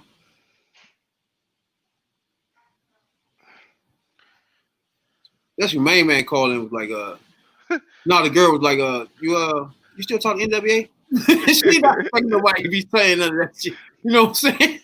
From people calling you look this and that, you know what I'm saying? Yeah. How was she trying here? Nah, they ain't doing all that. You trying to figure out what the hell going on? All these calls is off the wall for me. You can't do nothing with them joints. He said it'd be economic suicide. So that tells you that there's a lot of Jews in that field. Yeah, in the management. Yeah. And not just that, the ones all the big firms probably meant Jews, yeah. The record labels and all that, Interscope and all that, Jews. Yeah. That should tell you something. That nigga wild as shit though.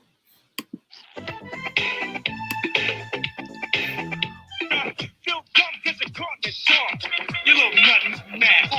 Raise up, cause you can't have it back. You say Ice Cube is here with us. I'm Barbara Nevins, and I'm talking via satellite from out to our Atlanta bureau, where Ice Cube is sitting mic'd up. Ice Cube. Yes. Sue from Illinois asked why people are picking on you. Why do they pick on black artists when, say, the heavy metal artists advocated all sorts of weird things anyway? Why do you think people are picking on you?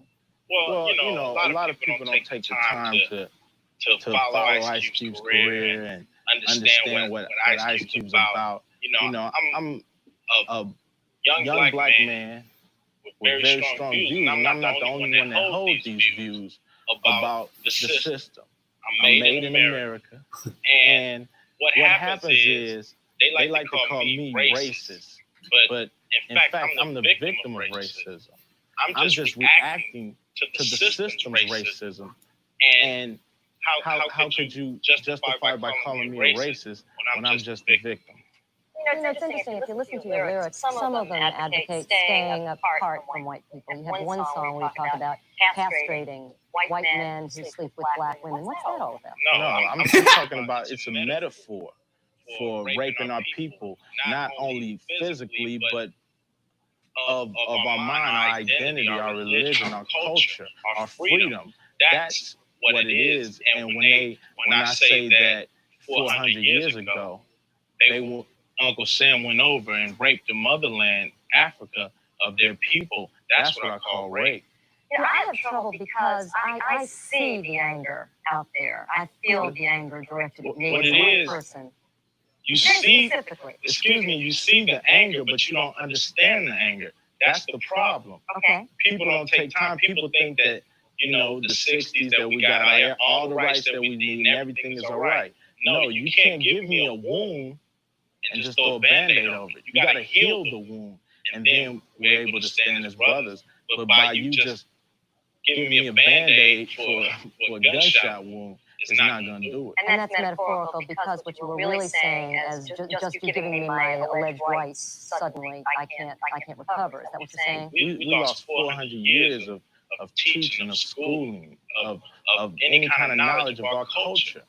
And we're right now in the process of getting that back through rap music. Okay, Cube, let's just go forward with that. Let's just take it to the next step possible. Let's say I understand. Let's say I really do stop to understand. Let's say I stop to understand and millions of other Americans stop to understand. What do we do next? Is there a future for us together without the anger? And how do we do that? Whites, blacks, Asians, Native Americans. Of course. But it's most definitely on the system. Forget the system for a minute, because that's like something that I can't deal with. I can deal with you as a person. I don't know what the system means. Well, I have to deal with the system, and in most parts, the people I deal with are in the system. I'm not talking about the guy next door to me who might be a great guy. You know, I'm not angry with that person. Anybody that's down with the struggle and with what Ice Cube is trying to get out and trying to make people listen and understand our hurt, our pain, our cries, I'm down with that. But just understanding ain't enough. What are you going to do? Well, that's the point. I mean, if we just attack, say, the system, this doesn't mean anything. But if we together say we're going to do something, then we do it. Let's go to another call. Wade from North Dakota. Wade? What you think? What you think? Yeah. All right. She trying to deflect. He telling her the real issue is he don't have no problem with his next door neighbor if this next door neighbor is Caucasian, Asian, Indian, whatever. Long The problem with the system. And he's like, they deal with the system more than the people that's next to him deal with the system. And until that's fixed, then we ain't healing. And I'm like, people are lost on this. I'm like you said, 400 years happened.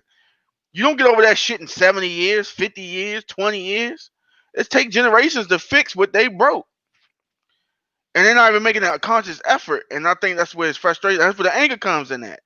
It's like y'all see the issue, but we telling y'all, look, you gotta do this, you gotta do that.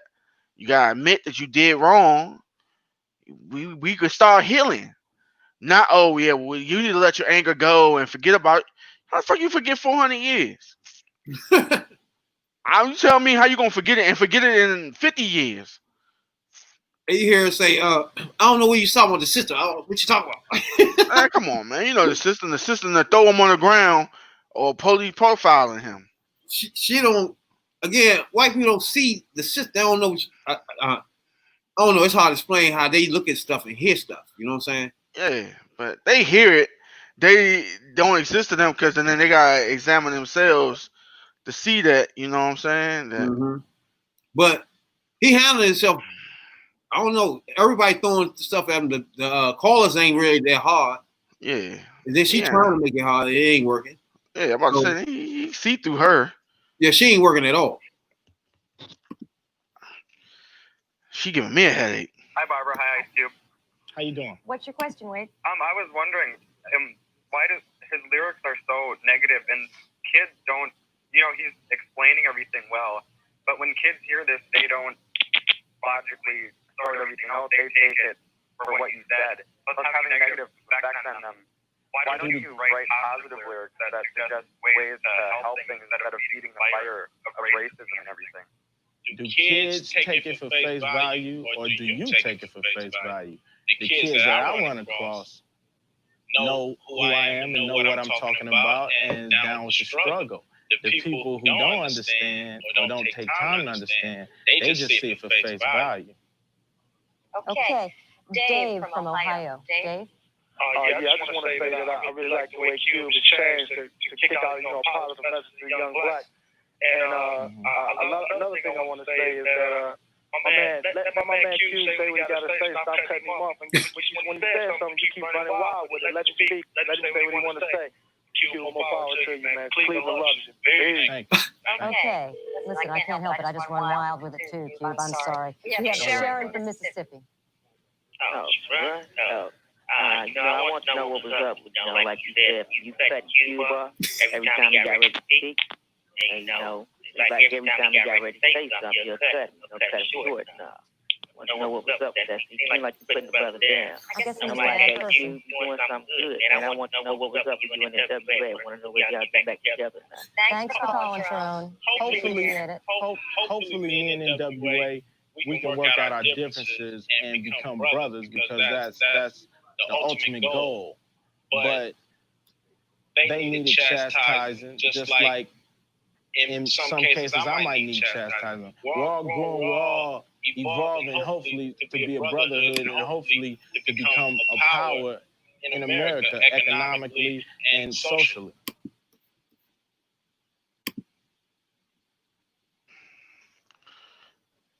Oh, that sounds good to me.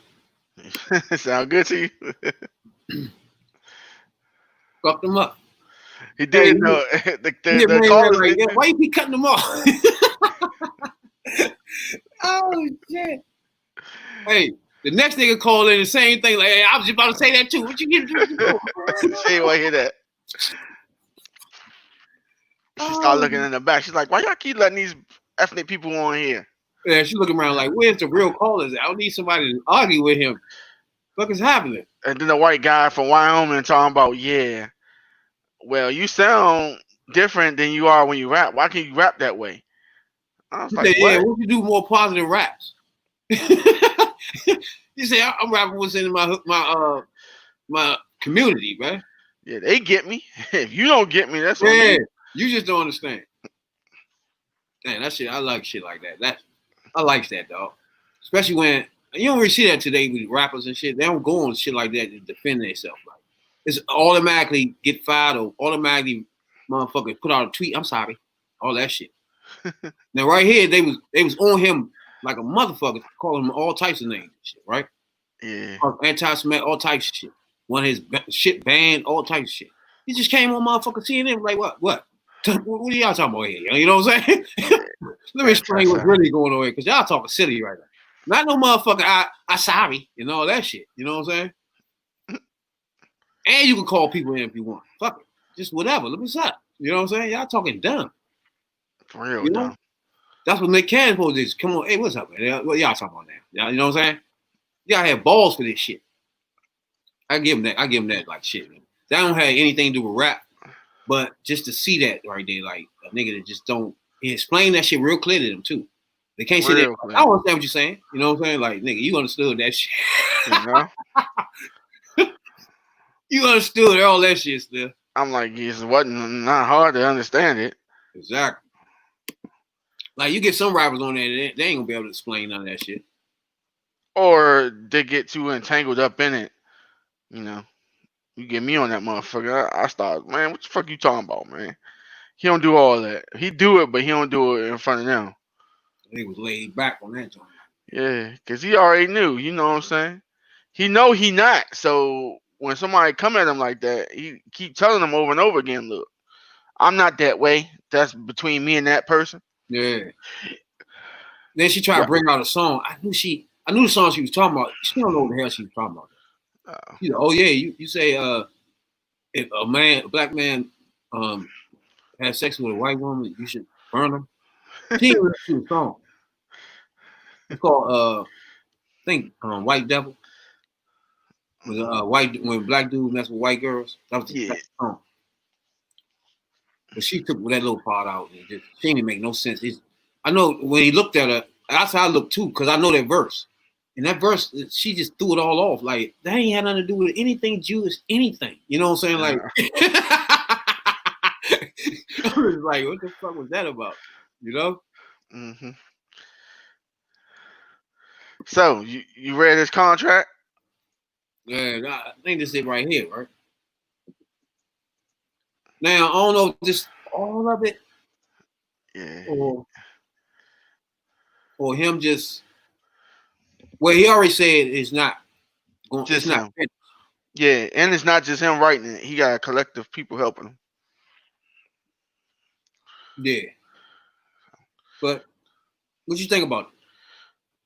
I think it's a good idea. I mean, I try to tell y'all that, you know what I'm saying? That we come up with a list and then take it to the president or the wannabe president and be like, you guys start accomplishing this. Or the current president, anyone should be, this is what we need done. Like you said, we 13% of the population, then we shouldn't be 80% of the prison. I don't understand when that's the only thing that goes left with me when everybody starts talking about the prison joints. I'll be with y'all up until then. Why? You don't think they targeting you to keep the jail full? Right there. That's like for example, people be like, oh yeah, it's slavery in prisons. Like, huh? It is. But it's more than just white people in the prisons. So everybody being enslaved in it. It's like it's not enough white people in the prisons when they're the majority of the population. If they the majority, why do we outnumber them? Everybody being enslaved in there. What? Yeah, there is. Only black people. Okay. I mean, it's like some of this stuff. It goes left for me when we start talking about stuff like that. But we saying it's us because it's mainly us in prison, and that's where you missing that. Because it's not majority. It's not 80% white people in jail when it should be, because they are the majority of the population. I get that, but then you're insinuating that nobody did anything. Nobody's insinuating it. We're insinuating. So what you saying is you can break the law now. You can break the law. That's no problem. Nah, the law is. What are we saying? If I break the law and a Caucasian break the law and we go to in front of the same judge, the judge is going to be more lenient. It is the same thing because that Caucasian is getting off less sentences. If you're going to do 15, they ain't got it does. That's a lot of it. That means you went to jail. Huh? That's the key thing, though. Like, you can't argue about me while somebody else getting a sentence because that had nothing to do with you. What you do? Did you do that, though? We did the same exact thing. And he gets 8 years less than that. Don't tell me about the boogeyman. So, no, that ain't the boogeyman. It's called equality. What mama tell you? And Hey, look, it's called equality. That's how you know it's not equal. It's not equal. What about yourself? No. If the system don't give him 20 and you giving me 20, I gotta worry about that. Okay, what you do though? It don't matter what I did. It don't matter what I did. It's equal is equal. About he got less sentence than me, because that don't sound right to me. You in there though? You shouldn't have done what the fuck you did. You had to worry about the sentences that's different. You know? That's what I'm talking about. So if you get caught for a blue collar crime, you know what blue collar crime is, right? None of that matters, man. It does matter. You did something. See, I get you, but you don't understand the fact that you think crime is crime and don't think equal is equal is fucked up. No, you don't think equal is equal. You think crime is crime because you say it don't matter what crime you do, crime is crime, right? But sentences is not equal though. It's like y'all saying, all right, for example, when you say slavery in jail, right? It is because it's like y'all saying it's nobody in there but black people. It's other people in there getting slaved in, right? No, not really. There's only black people in the jail. It doesn't make sense. You feel me? When y'all go left with the jail system thing, that's when I don't know what you're talking about then. Because everybody in there, they done something. You had to go through trial and all types of shit, Slim. No, I think people.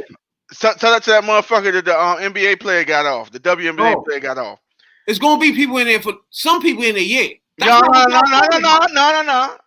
what you're talking about. No. If it was equal, he wouldn't have never got to jail. Some white people in there ain't supposed to be in there. They ain't do shit. I don't know about that. Some Asians in there, they ain't do shit. I don't know about that. No, they get out. Well, that's part of it right there. That's not what y'all talking about.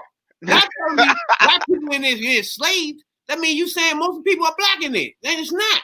It is. You in jail. But you being slave labor. They sending you out. It's okay to break the law. What? Long as you break the law and worry about who getting the most sentences. Long as you worry about that, you can break the law all you want. Look, if a law is unjust and don't serve the community, it's your right to break that law, dog. Huh? If the law is unjust and doesn't serve your community, it's your right to break that law. Let me put that down. What? Let me put you up again. Yeah. If a law is unjust, you have the right to break that law. It don't make sense. Why am I serve a law that you put in place? So it was good for them to lock you up if you walk down the wrong street, right? No. Oh, wait. No. You open this Pandora's box up. You open the Pandora's box up. Wait, 70 years ago, 100 years ago. Say it again. No, it's too late now, though. I said it 3 times. I said it 3 times. Hit replay. I said it 3 times. Oh, me getting caught with an illegal pistol. Then what is that? All right, then. So you going down the wrong street. What is that? I'm lost with what you. You go to jail for jaywalking. You can go to jail for jaywalking. Open container. You're confusing me, dog. Open container is against the law. That's for white people too, though. Nah, no, it ain't. What do you mean? No, it's not. Asian people, that's for everybody. Jaywalking. When whoever cop gets you for jaywalking, they would have done that for anybody. No, why they getting you? Because they want you for labor. That's why they want you to go to jail. Are we talking reality right now? I'm talking reality. You in denial. You have to break the law is what I'm talking about. It don't matter. It's who enforcing the law which going to deem it was being broken. It doesn't matter. You're not going to tell me you're going to break the law, get in court and be like, oh, wait, Tommy didn't get what I got. No, nigga, you broke the law. Don't worry about what he got. You getting what you supposed to get. Is that simple? I get what I'm supposed to get? All right. So when it's an unfair thing, when you're doing 20 years. The crack and coke difference is something that's different. It's different though, right? That's cool though. You cool with that, right? That's not even on the books no more. That ain't nothing to argue about. That's what the point. The point is don't even exist. So it's not even nothing to argue about no more. But it did, and it put a lot of people in jail. Over. And they're still in jail. They're still in jail. That's over. Over and done with. You gotta realize when it's over, it's over. You can't keep arguing about the shit. Nah, I got to. That's how the fight happened. That's how my man after 23 years got out of jail. That's when the only thing that goes left when is y'all go left when y'all start talking about the prison and all that. It's like y'all screaming 1 million people was innocent or something. It's like, no, nigga. They in there. I have 100,000 of them in there. Huh? Out of 1 million people in there, 100,000 are innocent. Didn't do anything. Nothing. Yeah, that's the laws of averages right there, dog. Out of 1 million. Zero though? Zero though? Didn't do nothing? Really? But hold up, Rap. Hold up, Rap. I don't get you though. You know how many district attorneys cut deals? Okay, that's no. In jail. All this is in the equation of why they putting us in jail, dog. It ain't just your crime you did and the statutes. If you go by the law, you supposed to get 1 or 3 years because you did that crime, and you're getting way more than that because you're African American. We ain't gonna go on that, right? But this man could get probation for doing the same shit you did, and you don't find that unfair? That's equal to you, right? No. We're talking about equality. Fuck all that other shit. Equality, dog. Okay. If it's a system that that's comes supposed to down put people in jail, okay, I want that motherfucker. If he kills somebody, he should do life. That's it. He beat it. Okay, you and your best friend up the street went in the store, stole some Snickers, went home, got caught. Police came to y'all house. Your mother tore your ass a new one. Your mother ain't do shit but talk to him. Next day, what's the fuck is the difference? Didn't both of y'all do something y'all ain't had no fucking? No, why? Because it's not a concerned about what punishment he got. You missing the whole point. The whole point is wrong in that. The law is the law. The law should be served to everyone equally. It can't be wrong. You're just saying wrong is wrong. Wrong is wrong. Equally has to be equal. If I kill somebody, I'm doing life, right? Or I'm going to the chair. You can't tell me this motherfucker killed somebody and get 15 years and get the fuck back out. That's fair. My state. That's something different. You can't. It's not. Then it's not equal. Then it shouldn't be upheld. That's what I'm saying. If it's not equal all the way around for all 50 states, then it is null and void. See, and that's what the problem is. There's no common shit. Everything is subject to change, and it can't be that way. It has to be the law is the law. The law is ironclad. Then if a motherfucking cop kills somebody and he was wrong, he should be in motherfucking jail. Ain't no loopholes. Yeah, you allowing these loopholes talking that dumb shit. Talking about he did a crime. So what if George Floyd did a crime? Does that nigga wrong for putting his foot in his neck? That had nothing to do with anything we talking about. No, they do though. You know what I'm saying? Because murder is murder, right? Man, murder stay murder. Murder stay murder. Murder stay murder, dog. They ain't got nothing to do with what we talking about at all. Nah, you giving people pass because they did crime. No, it's just when we get into the debate about the black culture, when if you start talking about 3 strikes in jail and people getting fucking slavery because they locked up, it's like that don't. I can't go that left with you because that don't make any sense. Because you have to get locked up for all that to happen. That means you've done something. That's just the bottom line. Fuck all that other shit. So why wasn't a 3-strike rule back in the day then? Why wasn't that got that and he got that? I don't give a fuck. You don't matter about that. You done that. You done what you did though. That's the only thing should matter. You shouldn't have done that shit. Fuck what everybody else got when they did it. That shouldn't matter to you. You shouldn't have done shit. Fuck all that other shit. Okay, look. So when you start defending motherfuckers that's criminals, that's the part you doing there. That throws me off. First of all, I'm not defending criminals. I'm telling you the system that break the law. The system that fucking put these criminals away is unfair. It's not equal. And that's the point. Fuck all the rest of this shit you talking about. It's not equal. You can't tell me it's equal. And it should be equal. Because we're talking right and wrong. It's black and fucking white. Right and wrong. You putting gray in there. You saying don't worry about another motherfucker. Because this motherfucker can get a good attorney and you can't. That's the game. All right, fine. All right. But I'm telling you, a system that is control of people, it can't be biased. And the system is biased, dumbass. It's just biased. Everything you talk about is the after effect. That don't have nothing to do with you had to do something, nigga, to get in this fucking position for all your thing you talk about to happen. All right, so let's go back to the 40s when niggas wasn't doing shit. You just no. We want to defend the system. We gonna take it way back. So niggas didn't do nothing, and you got lynched. No. You saying wrong is wrong. It shouldn't matter about color. It's what they did. But them people did that shit and then get in trouble for that shit. No. So you supposed to let that go? You let that go, right? I don't like defending people that done shit. It's locked up because they done something. You defend that by saying, oh, they shouldn't be in whatever the fuck is your defense for people being locked up. You know what I'm saying? They shouldn't be doing that, getting saved. Like, all right, so you don't care the system that just let motherfuckers go who did. You know, if you got 1 million black people locked up that was innocent, you think everybody be quiet right now? Yeah, because they wouldn't care. What are you talking about, dog? They wouldn't care, dog. It wouldn't be 100 million. No, just 1 million. I ain't gonna say 100,000. 1 million black people locked up right now in the system didn't do a damn thing. All didn't do nothing. And you think life will be going on just with nothing going on, dog? Come on, young. Then your argument would sound very good. Then, because we got 1 million black people locked up, ain't do shit. Fuck going on? They innocent. So what Rabbit's saying is, the system is perfect. You can't. No. You saying the system is perfect? Nope. See, you put words in the thing. No. You putting your own words in your mouth. Everything you telling me, the system is perfect. What I'm saying, motherfuckers don't do crime. Hey, if you don't do crime, you ain't got to worry about the time, right? You can't break the law and then start worrying about what terms they got when they got locked up. Like, nah, you missing the point. You stuck on that. You stuck on that. You shouldn't have done that, nigga. You're gonna tell me it's 1 million black people in this system locked up, ain't do nothing.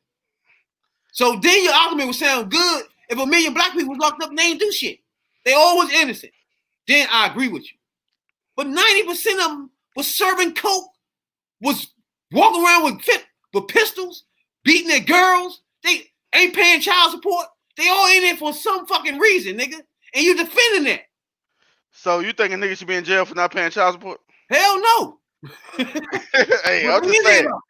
All right, well, yeah. I'm just we just trying to get a reflection on Rabbit right here. Y'all know what Radical Real stand. Radical Real stand. They in there for that reason. Fuck. They in there because they broke a law.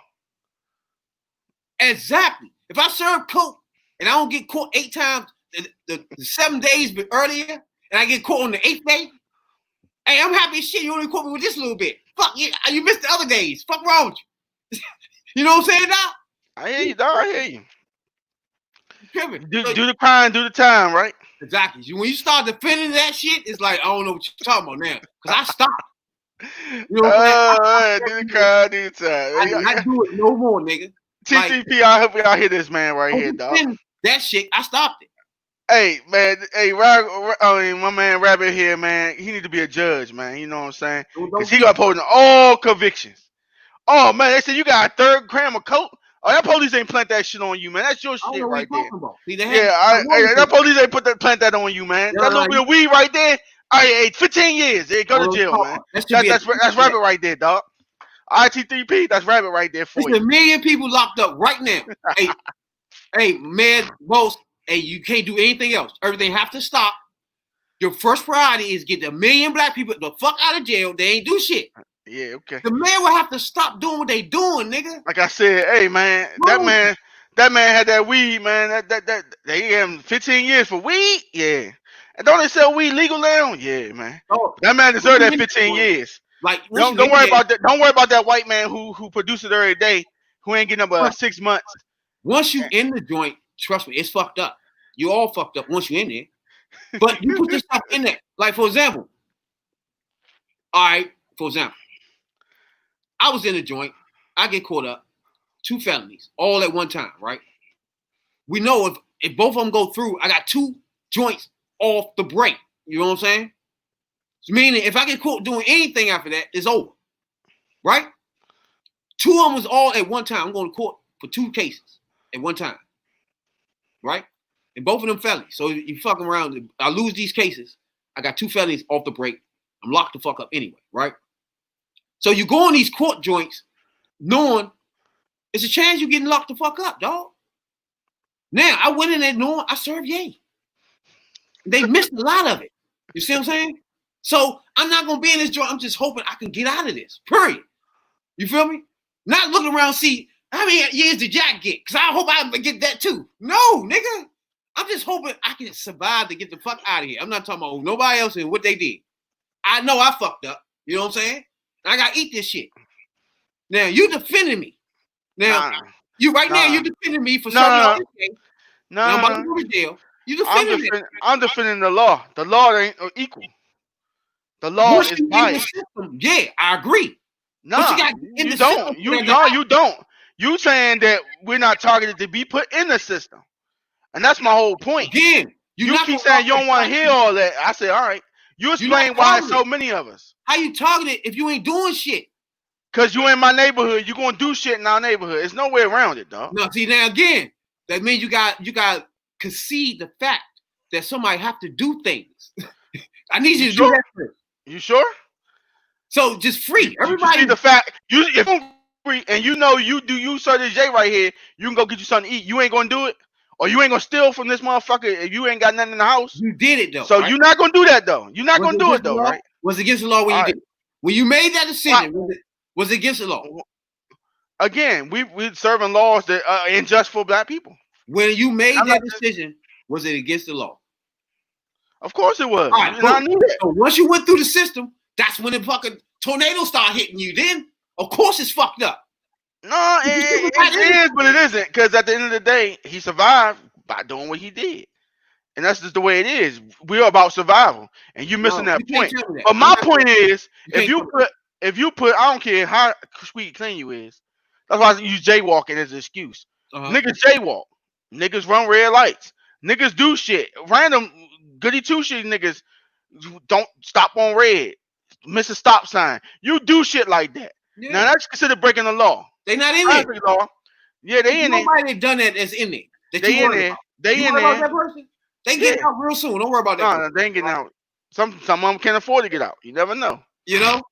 But my point is, the whole point is the people y'all talking about now. You feel me? No, you on people. I'm on it. Who you talking about? The institution that was told, "Hey, yo, police these communities hard." They ain't policing them to help us out. They policing them for their own benefit, and that is filling the prison up. I get that. No, I don't think you do though. Huh? Again, you got. That mean that alone mean you're targeted. If you're targeted, if I watch you, I can find you doing something wrong. You got to jump in the tornado to get hit by some bricks and sticks, nigga. If you ain't in that tornado, you ain't got to worry about them bricks and sticks hitting you. You ain't got to worry about it. You be sitting on the side of the motherfucking road. You won't get some dust back. I don't care how sweet clean you is. You might get some dust in your eyes, but you ain't getting locked. Yeah, you won't get locked the fuck up. Cause then you don't pick up no pistols. You ain't going to jail for life for jaywalking, my nigga. You never know, dog. I ain't seen worse, dog. Yeah, 3 strikes, dog. But that law is over with. It ain't the point. The point is, for sure, it's obviously if you could show the demographic of people, black people in jail during the 60s and 70s and 80s, and then see a dynamic jump in the motherfucking 90s because they were targeting you, and you can't tell me that wasn't intentionally done. Don't make no sense, huh? You talking about the war on drugs? I was there. I know what you're talking about. So I'm like, all right, they put a war on the black community. Again, that war is good if you don't touch it. How? The drugs still there. That's the whole point. They wasn't trying to stop the drugs. They were trying to put you motherfuckers in jail. Well, if you wasn't doing that, you was a bystander to this shit. You was watching it. Again, so now you saying, well, you shouldn't have sold yay. Now you telling the people that's the choice you made. That's the choice you made. So you want to let that decision you made that choice. So you want to let this Mexican come in there and sell it? Nigga, you want to let this white motherfucker come in there and and sell mayonnaise sandwiches, motherfucking. I could have kept running out there rigging the water, nigga. You know what I'm saying? Sure? I could have kept doing all that. Nah, who won't do that? Until I found a job. But now you angry, and now you out here killing motherfuckers. I made that's what's gonna happen next. I'm not even waiting for no more jobs. I made a decision to serve DJ now. I made that decision. Once I did that, I'm in a tornado now. Once a brick and a stick hit my ass, I can't. You in a tornado no matter what, dog. Either you struggle and you die, or you concede and you live a pointless, boring ass life because you ain't doing nothing. You making minimum motherfucking wage. You ain't living off minimum wage. But that ain't gonna give you 2 strikes and 3 strikes. It ain't, but it's gonna make you suffer even more. Now you suffer. Now you miserable. Now you drinking yourself to death. You're Everything- dead anyway. You doing an 8-step back. What's that? That ain't no 8-step back. That's the truth. You ain't doing a 2-step. You're doing an 8-step. What are you talking about, yeah? All right. So, all right. You live like your grandfather and them. Them nigga fuckers. Hey, they died of drunk. Everyone I knew back then drunk like a motherfucker. If they didn't drink, they were smoking something. And if they didn't do that, they were shooting the dope. So that's your either you dying from that, you dying from killing each other, or you just dying from poverty. And you cool with that. All designed by a system of laws to keep you in your place. That's it. That's my whole point. I don't care. I don't care if you murder someone. If these two same people got the same exact case, both of them should get the same years. Okay, that's cool. It shouldn't even matter what law you got. It should be written in restriction. But you kill somebody though. Yeah, so I ain't defending that. I ain't defending that. I'm just saying it don't work like that. And that's what I mean. You locked the fuck up. Don't worry about that nigga. Nah, he ain't locked up. You did what you did. Yeah, I did. I killed him because he was trying to kill me in the stairwell. Hey, but that don't matter. Circumstances don't matter. Yeah, you know what I'm saying? I'm in the stairwell selling this J, and this nigga went up on me trying to rob me. So I had to defend myself. This happened. Somebody was in the motherfucker saw it. There you go. But that's here nor there, dog. All that pointless. My whole point, and always been my whole point, is the system got to be equal. It's when you it's not equal. Your point is time is time, crime is crime. That shit is bullshit. Cause I don't care what you say. That's just like it don't make sense, young. Cause we know we being targeted, young. It's twice as many targeted means it's twice as many police in a black neighborhood than there are in the white neighborhood. That means targeted. That means you gonna find crime. Something though. In a ghetto, it's like the jungle, nigga. You gonna do something, young. Somebody gonna fuck with you. And the ones that don't do nothing, either you predator or you the prey, dog. So but most niggas you talking about the prey. That means we agree. You have to do something. Simple as that. We agree on so it. You telling us don't do nothing. How that work?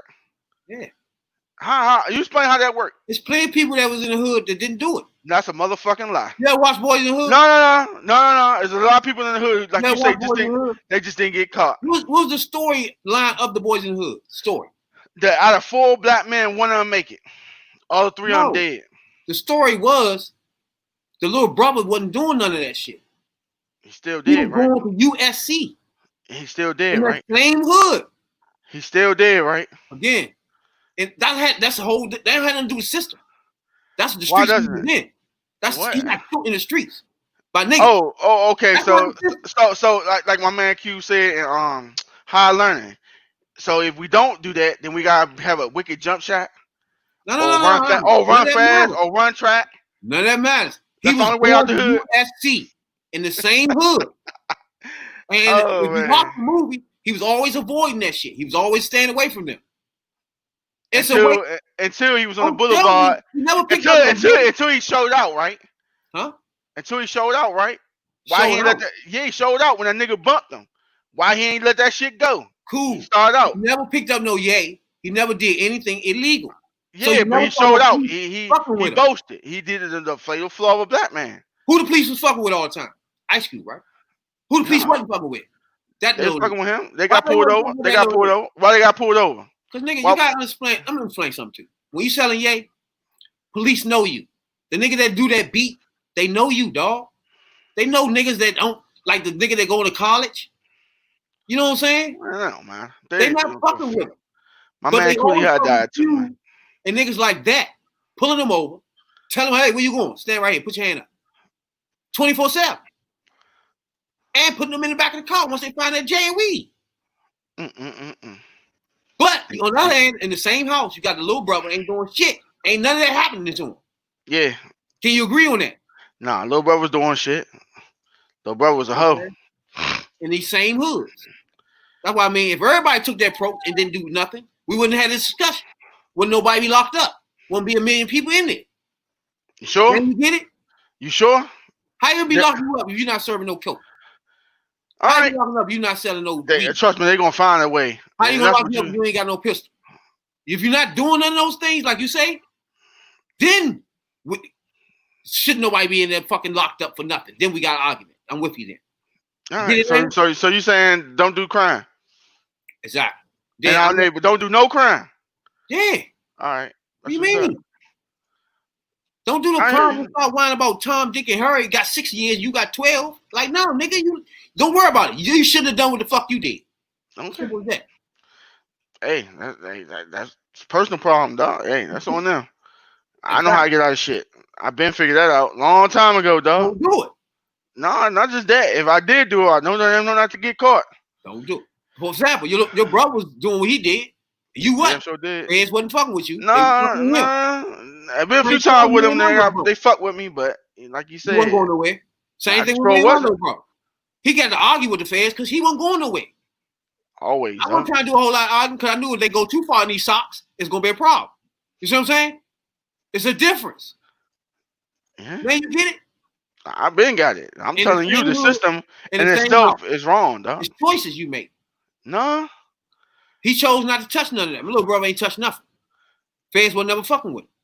True. But you always neglect the glaring fact that if somebody puts something in your face and say, yo, you can make $1 million doing this, a motherfucker ain't gonna try it.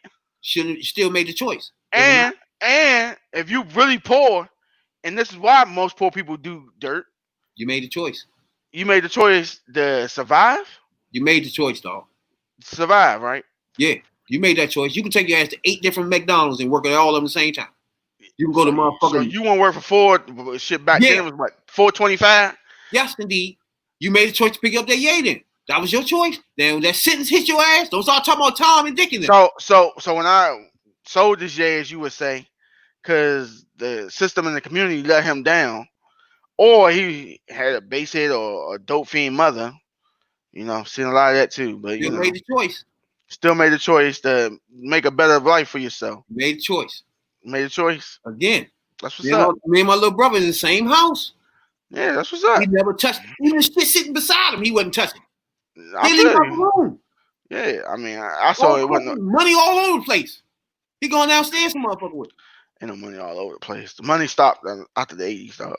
Y'all wasn't making no money in the 90s. What? It wasn't making no money in the 90s. I don't know who you was talking to. I was. Who was around? You was around. Yeah, they had it big in the 80s. 90s said it wasn't that big then. Nigga, I went from working 50 to an eighth of key in 6 months. What the fuck you talking about? That's what's up, dog. That's pumping, nigga. No, I ain't pumping. Fuck you talking about? No. I bought my own first key. Damn, I'm on this joint live. I'm tripping. I'm about to say, dog. Yeah, dog. Fuck it. No, ain't no statute of limitations out there, dog. I caught my first key almost 12 months, 6 months after that. So I went from 0 to a key, nigga. Fuck you, mama. In 12 months and stand in the same spot. There you gonna tell me wasn't nobody making no money in the 90s? Nah, wasn't nobody making no money. You tripping, dog. You weren't making no real money. Tripping. You weren't making no generational money. House in DC. Fuck you talking about? I ain't gonna work nowhere, but come out front. That's what's up. Cars, nigga. Yeah. What are you talking about? you ain't no money, dog. Yeah, I ain't no money. You right. You really didn't, dog. You know you ain't had no money, dog. What do you mean? I'm trying to call somebody right there. I call my daughter mother. She the one got me out of this fucking predicament. If she ain't motherfucking say I live with her in Maryland, I've been locked up for 15 years. So she got me in house arrest. I can call her right now. She'll tell you right now. Buckets of money, nigga. I lost some fucking eighth of key in the washing machine. What you talking about? how fuck you lose eighth of key in the washing machine? Still, I had bagged it all up and put it in my pants. I forgot all about this shit. Cause I had so much, nigga. What's wrong with you? Stop playing, dog. What? Man, you got me fucked up. Nah, dog. I was born and raised on the north side of DC, nigga. Northeast. Fuck wrong with you? Where all that shit originated, nigga. Nah, dog. Fuck wrong with you? Getting paid uptown, nigga. Nah, you went uptown. That nigga said there wasn't no money in the 90s. Nah, there wasn't no money in the 90s, dog. Money was gone, dog. Now the late 90s, yeah, it was over.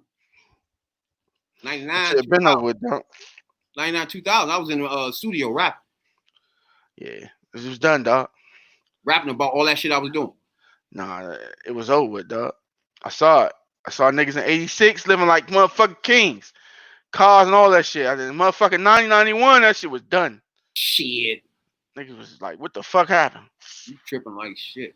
There's money out there, but it wasn't no real money. Yeah, it was. Nah. They don't remember like it was, dog. Nigga, I just told you I had apartments in Maryland and a house in DC, nigga, and 4 cars. No, you had 4 cars, dog. You had What the one. fuck are you rapping about right there? Stop lying, dog. You only I had always one had car, multiple dog. cars. I never had one car. Yeah, one car, dog. Yeah, you got me fucked up. You looking at an original DC hustler, nigga. Nah, dog, stop that shit. Uptown, Man. nigga. Fuck wrong with you. Nah, not Uptown, man. You know Northeast, man. You ain't Uptown, man. Stop that shit, man. Greedy. Born and raised, nigga. I was born in DC General, nigga. And from that point on, I walked in the city, making my bread. Fuck wrong with you. Hey, 3 podcast.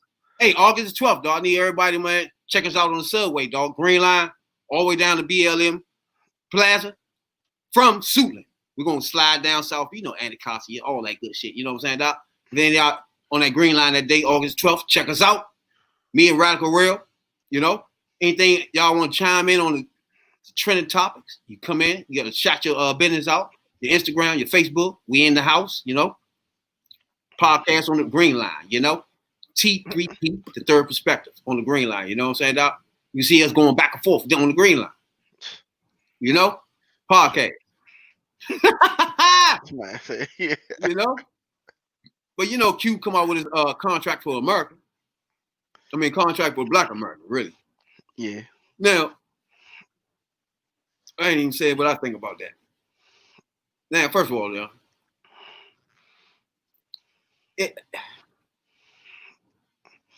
I would get it if this nigga wasn't saying he don't vote. I need him to just come out one day tomorrow or the next day to say, okay, I'm voting. So if you're a black man out there, you hear me, you vote. You have to vote. I need him to say that. Nah, didn't he sound like Killer Mike? Nah, didn't he sound like Killer Mike? We can't do that. No. You gotta say you voting. Because then everything you talking about don't even matter. Like, who you giving that to? Like, you gonna give it to who? The president? You say you're gonna give it to the president, but you're not gonna vote for that person. How dumb is that? That just sounds dumb. So it's starting off on a dumb foot. You know what I'm saying, Doc? But he was on the Breakfast Club. I'm gonna let you hear a little bit of him on the Breakfast Club real quick. And she was like, look, I'm a single mother. I have 3 kids. I can't afford to hire a tutor. I can't even, teach my kids from home, and I have to go to work. So what am I supposed to do?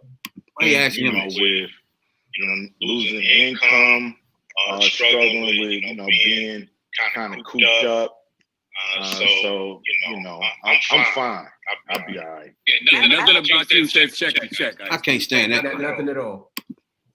Well, that's good. That means I ain't cheating nobody out of nothing. So that's all good. You watching right now? I agree with you on that. We were having Podcast. a discussion about opening up the schools, and a woman sent me a DM. She said she was trying to get through, and she was like, "Look, I'm a single mother. I have 3 kids. I can't afford to hire a tutor. I can't even, teach my kids from home, and I have to go to work. So what am I supposed to do?" Hey, it's hard. Everybody's kind of playing by ear in a way. This is new territory for a lot of people. And so I saw somebody say, I want my kids to go to school because I'm a bad teacher. You know what I mean? They stuck with me. They ain't gonna learn nothing. So it's all kind of circumstances that people got to get through, fight through. Just got to help each other, support each other, let each other know that we're going through the same things. Everybody cooped up and ready to bust out for sure. Right. Q, I was sitting back thinking, okay, a creative like yourself, you're probably sitting around writing scripts and writing TV shows, writing films. You said, nah, F all that. I'm gonna write a contract for Black America. Yeah. I thought it was important to try to put all these issues in one document, and it's far from perfect, of course, we're gonna go out there and still, find some of the people who've been experts in all these fields. Politicians who've been working on all these fields. But we needed a jump off to me. We needed something that people can rally behind from all walks of America and try to rally behind a document and try to get something done across the board. Because if you just do police reform, it's just gonna be abuses picking up in other areas. We got to do not only police reform, but justice reform and prison reform, and the 13th Amendment is still allows for slavery when it comes to being incarcerated. So these things need to be fixed, and it'll start solving a lot of the problems that we have in America. One thing I like with the police reform is the If you hear anything malpractice with the audio, let us know that you in talked the about, comments. because that is something that when you hit people in the pockets, I think that really does make such a difference. And so police officers, just like a lawyer or a doctor, if they commit malpractice, then that's something that the police department has to pay for. And I think when somebody keeps on doing things and they keep getting sued for malpractice, that is something that will make them say, okay, this person has to go. Without a doubt, and it takes a lot of pressure off of all these. I know the DA, you want DAs to go after police, but they need police too to get on the stand and go against, and testify against, suspects or whatever. So, it's a fine line, and this would take some of the pressure off of it. Be a money thing, and also, why should people pay taxes for police?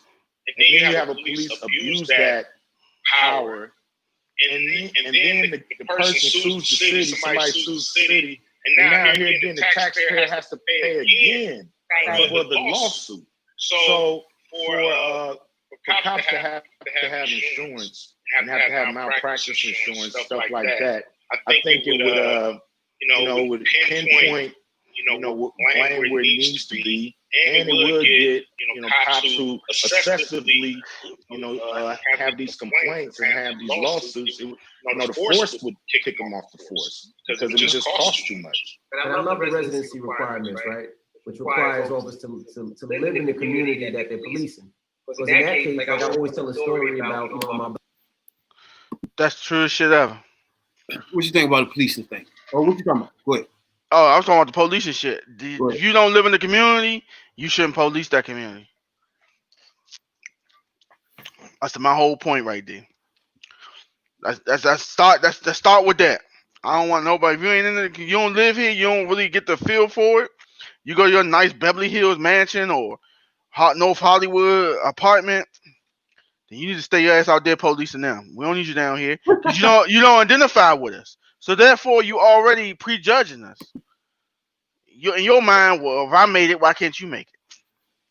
It don't work like that, man. So let's start with that. Secondly, the reform on cops getting complaints shit. Yeah, 1 or 2 complaints is like write-ups. Once you get 1 or 2 complaints, you should be out the force, dog. You don't care about your job. You over abusing your power. We could tell you're abusing your power. You need to be fired, and it need to be mandatory. No review board, none of that shit. I know the cops got a union and everything, but this man getting complaints from different ethnicities saying you're doing the same shit, he should be gone. No questions asked. I mean, why are we even debating that? I know there's a union, so the union gonna fight for him, and blue is blue. But that shit don't make sense, man. That's what I'm saying. Certain shit gotta be ironclad, young. It gotta be you do this, and if you do this, is you done. If you do this egregiously, then you getting tried. Ain't no IA, no motherfucking union board. No, you got man. We passed that. Cause they playing with people's lives, and that's serious right there. They can fuck your life up to the point where it take you forever to fix it. You gotta be held. When you got that much power, you gotta be held accountable for it. You just got to, dog. Ain't no way around it. Yeah. If you're a motherfucking pilot, I want you to be the best. Cause this plane go down, you're gonna be held accountable. You're gonna be dead, but you're gonna be held accountable for it. But how can you make somebody watch? I mean, how can you make somebody live in the area like that? How can you make that happen? That's probably gonna be. You can't do that. Like you can't say you only can police in this area because what? Because he black. No, that's racist. Or Hispanic, or Hispanic, or white. Again. How bad you want this job? How bad you want this job? How bad you want it? Some of this stuff just don't. You can't Why can't you do that? Well, I mean, some of these things y'all be thinking of is practically it don't work. You know what I'm saying? So you can oversee an area that you don't stay in. Like, who the hell would want to stay in the hood? All us in here want. My point exactly. Like, so why are you down there policing it hard then? So why would you mandate me to live in the fucking hood when I did everything I can to get the fuck out of there? No, because if you there, live somewhere else, freedom. No, motherfuckers ain't doing crime out there, dog. If a cop there, you ain't doing crime. By your logic, is there any job out there that makes you live where they work? Yeah, the USA base, military. Oh, you gotta live on the base. Yeah, because you need to be close by to get shit done. What the fuck? Nah, dog. Ain't got nothing to do with that. Military and police are the same. Nah, yeah. They are. Most military people leave military and go be police. They're not the same though. They the same. The base is over in Iraq. We ain't gonna let you live in motherfucking San Francisco. You living in Iraq on that base. Like I'm gonna give you another angle to that. You live in the motherfucking in the hood, and then you're a cop. How long you think you can live like that, living in the fucking hood and locking people up, nigga? There you go. Look at that. There you go. Now you'll think about what you do before you do it. So I'm not gonna lock anybody up then? You don't want nobody you are. up? Yeah, you are. You're gonna lock the bad guys up, and if enough of you are, tear your ass up. Because you live right around the corner. First of all, you gotta think about all these angles, like the angle I just gave you. Yeah. Then the other angle. But it's gonna be safer because it's not just gonna be one cop there. It's gonna be about a lot of them, and they're not gonna be just in one section of the hood. They're gonna be spread out. Therefore, crime will drop because police presence is already there. Even if they ain't working, you know the cop there. So it's just different. Again, you inserting people in their life into something they ain't be able to get their ass out of. Like you in the hood, locking people up, then you go in the house thinking nothing gonna happen. Yeah. Like, what? Yeah. So no. You said they have a choice in what they do. Yeah. The niggas that choose to rob motherfuckers. Hey, I got to do with that. Hey, they shouldn't choose to do that. Okay, nigga, you ain't gonna be living around the corner when I get out. Yeah, like, that's right. What? That's right. Yeah, no, you can't be that way, dog. How long that police gonna live there, dog? How many you got in the hood now? They all gonna hit that top piece took it off. Like what? They did, dog. You ain't doing nothing like this. Go down with George Floyd thing. He lived next door. How long you think that's gonna last? Like nigga, that shit. Y'all gotta think some of this shit through, Ice Cube. No, and Radical Rail. Look, then you need not to be a police in that hood. Then look at everything I just explained to you. Or those angles I just gave you. You can't deny those. Yeah, you can. What you mean? You making the hood safer. Police presence is always accountable. I'm the target now. Then we ain't targeting nobody else. They're targeting you. And then the flip side is, I don't want to live right here. Why? I want to live somewhere else. Oh, but these people are forced. But these people are forced to live in the ghetto. Have to stay there. No, but you down there fucking them up, beating them up with billy clubs. All right, I don't want to live here though. So the market's free. I should be able to move No. Why I have to stay here? I don't understand. Because you need to be in depth with the people that you are protecting. So I gotta live in poverty, even though I work my ass off to get away from that. No, first of all, you ain't living in poverty. Your house can look as good as you want it to look. Where? Oh, now you really want my top piece took off? I ain't got to do with that, dog. No, hey, that's personal problem. You never get my top piece took off because I'm a cop. When they see don't be a police officer then. Or I'm gonna get my top piece took off. Hey, what you say? It's a choice, right? What do you mean? It's a choice. Hey, I ain't telling you gotta be a cop. It ain't mandatory that you be a cop. Now you can't be a cop. Hey, you don't want? Hey, why you a cop? I'm just showing you how logical some of this shit is. It just don't make any sense, man. Like some shit just dumb. If you don't want to be a cop, don't be a cop, dog. If he's wilding out, they might pull out their gun and try to tase him or try to beat him, but they didn't know that he had problems. But everybody else in the neighborhood knew that the kid had problems. Hey, call his mom, call his There you father. go. That would de-escalate a lot of the problems that we had. There you go. Yeah, it's always a different philosophy. I think police should live in the community, or at least a large portion of them. At least, if somebody's at a station, at least 60% of that force or more needs to live 10 miles or less to that station. You got people coming 30 miles into a community. They don't really care about that community. They know they can just go back home across the, wherever train tracks or freeway or highway, and then they don't have to deal with it. But when there's people in the community, there's people that your kids go to school with, and all these type things, I just think it makes people care about each other a little more. That's all facts right there, dog. That sounds good. Like I always tell you. No. That's all fucking facts right there, dog. Good. But they don't care about that area. But every angle I just gave you is no rebuttal to those. It is. What do you mean? I'm not telling you have to be a police. If you choose to be a police, that's the standard that you have to abide by. You have to live within 10 miles of the fucking police station. My job, I want to be a police officer. I want to serve and protect. Then serve your ass out North Hollywood. For me to serve and protect, I gotta live in the project. I gotta live in the ghetto. I gotta live in a province area to be a cop.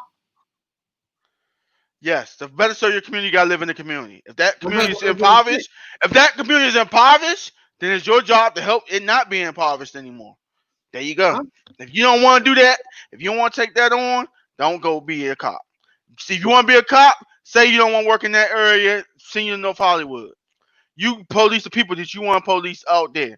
But if you want to be a police and you in that neighborhood, you're going to be in that neighborhood. It's a choice. Like you said, it's always a choice. When nobody choosing you to, but if you want to be a cop, we assign you to this neighborhood. If you don't want to do it, say, I don't want to do it. That's it. You ain't a cop no more. He ain't a cop no more. You ain't a cop no more. Thank you for telling us that. Hey, every line of field ain't for everybody, dog. He could do security. Because everybody that get that number means you have to live under your means now. No, you don't. You 10 miles. He ain't say exactly in the hood. 10 miles. 10 miles around and put you in the outskirts. 10 miles will put you fucking nowhere. Suitland. That's right. If you're in Southeast, if you live in Southeast, still here, you're gonna be in Suitland. There you go. That's 10 miles out from Southeast. Man, your topics will be taken off. Nah, dog, stop that, man.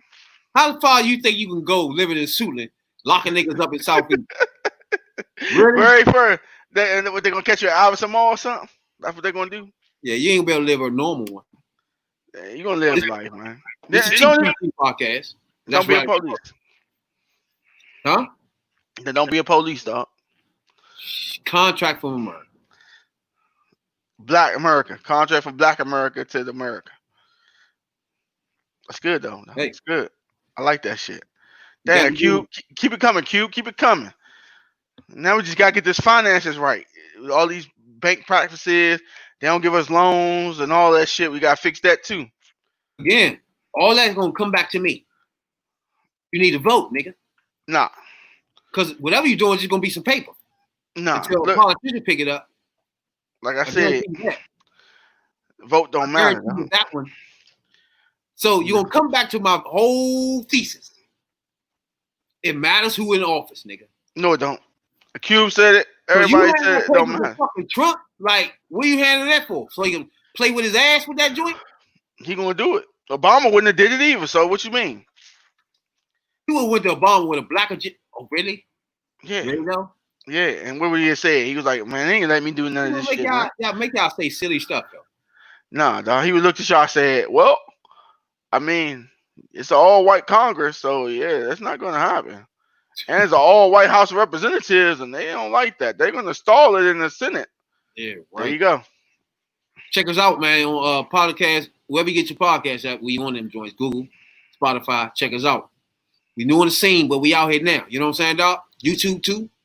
Subscribe to us. Before we get out of here, we're gonna rap about what about this though, dog? Hey, it was a long time coming, dog. She settled down. That's how you do it. You make your money, then you chill out, then you have your kids. Especially when everything is over. Well, it ain't over. She gonna bounce back. I don't know how it's gonna work with the plastic titties and the plastic ass, but okay. You know? How does that work? Does the milk even come out of that? I don't know. I just a random question. I'm sorry, TT Pop. Any females out there, y'all got the plastic titties? Y'all can let us know. How does that even work? I think they cut the nipple. They go inside through the nipple, I think. But is the milk contaminated or it's just no good? Yeah, I'm gonna have to look that up. That's just a random question. I just thought about that because she all plastic. I was like, how does that even work? Do her body even make the milk? Because, you know, a chick get pregnant, them Jones get big. Yeah. I don't know. Her Jones is, I don't know. This is a question for another day. Any female out there can elaborate on that. Hey, I appreciate that, but I don't know about that. That plastic is a whole different ball game. You know? Yeah, but check us out on all the podcasts, you know what I'm saying? You know. But before I go, I do want to say, even though all the shit Q got in that joint just sounds like foolery. Oh my God. But his whole thought process of trying something, I give him credit on that. You know what I'm saying? Saying just do, even though he don't know what the fuck he doing, he still need people to add shit on because he don't know what the fuck he talking about. You know what I'm saying? And eventually it's gonna be politicians adding shit on that make any fucking sense. So it's gonna come back to what I've been talking about any fucking way. So bottom line, I need him to come on TV and say, I need y'all to vote this round. Just say that and leave it go. You know what I'm saying? Don't even say you gonna vote. Just tell everybody else to vote. You feel me? Then I can fuck with you. But you keep talking about they all the same and you're not voting, but then come back with a contract for Black America. Like, who are you giving that to? Fuck, what are you talking about, nigga? Fuck out of here. This is T3P Podcast. I'm Rad B.I.D. Jones. That's Radical Real. I appreciate everybody tuning in. Facebook and YouTube. Some of you guys say real, about to blow your head off over there. Nah, I'm good. Hey, follow me on Twitch TV. Real Gamer 82. I'll be live streaming tomorrow and on Friday. But yeah, my man Rabbit tripping, man. I don't know, man. He gave me a headache. Gave me a headache, dog. You know what I'm saying? It's all good, though. Also, follow my YouTube page, Real Media. I'm putting things up tomorrow. It should be available for y'all. Some new content out there. Yeah, but I appreciate all the likes and follows, you know. Exactly. If anybody tuning in right now from YouTube, right, if you like the content, we got plenty of other content in the catalog. You know what I'm saying? Go back, check some of that out. You can understand who me and Rail is and what we like. You know what I'm saying? You really get it in the depth of it. You really know us. You know what I'm saying, Doc? You know? We ain't holding nothing back. Y'all know us for real in this joint. You know? So you can check us out on the podcast, on the Google, Spotify, whatever you get your podcast, YouTube. If you're watching right now, subscribe so we can get 100 subscribers. Then we do the one chip challenge, the hottest chip in the world. You know? We do that live. Once we get 100 subscribers, we appreciate everybody up until then. Even if you tune in right now and not subscribe, we appreciate that. You know what I'm saying? Eventually, we hope we can get you to subscribe just by the content that you watch. You know what I'm saying? So appreciate you tuning in, though. You know? And we out. You know what I'm saying? This been a crazy day. You know what I'm saying? And we it's all she wrote now, though. You know? If you we got Twitter too, man. If you want to follow us, you got Twitter. You can follow us on Twitter. We got that joint. We're about to come out with a Instagram soon. We got Facebook group. Follow us there. A lot of content we going in there. You know what I'm saying? Personal content a lot. You know what I'm saying? We'll start putting some real gains up in that joint. You know. That's what's up. That's what's up. So we're going. That's the so follow us on the book. And we'll see you on the next joint. Mondays, Wednesdays, Friday. Friday we being here again. We'll throw a little sports in Friday. You know, a little gaming. You know, see what this NBA bubble talking about. You know, so Friday, check us out. We're gonna have sports world. We'll have a table on here, sports table. What's that called? Round table? Yeah, round table. We had one of those, not the red table, or a sports round table. You know what I'm saying? Oh man. But yeah, check us out though, man. We appreciate all the love we'll be getting so far. We're looking to improve and get better at this. You know what I'm saying? That's all we're trying to do from this point on, and we appreciate it. We out, dog. You know, Doc?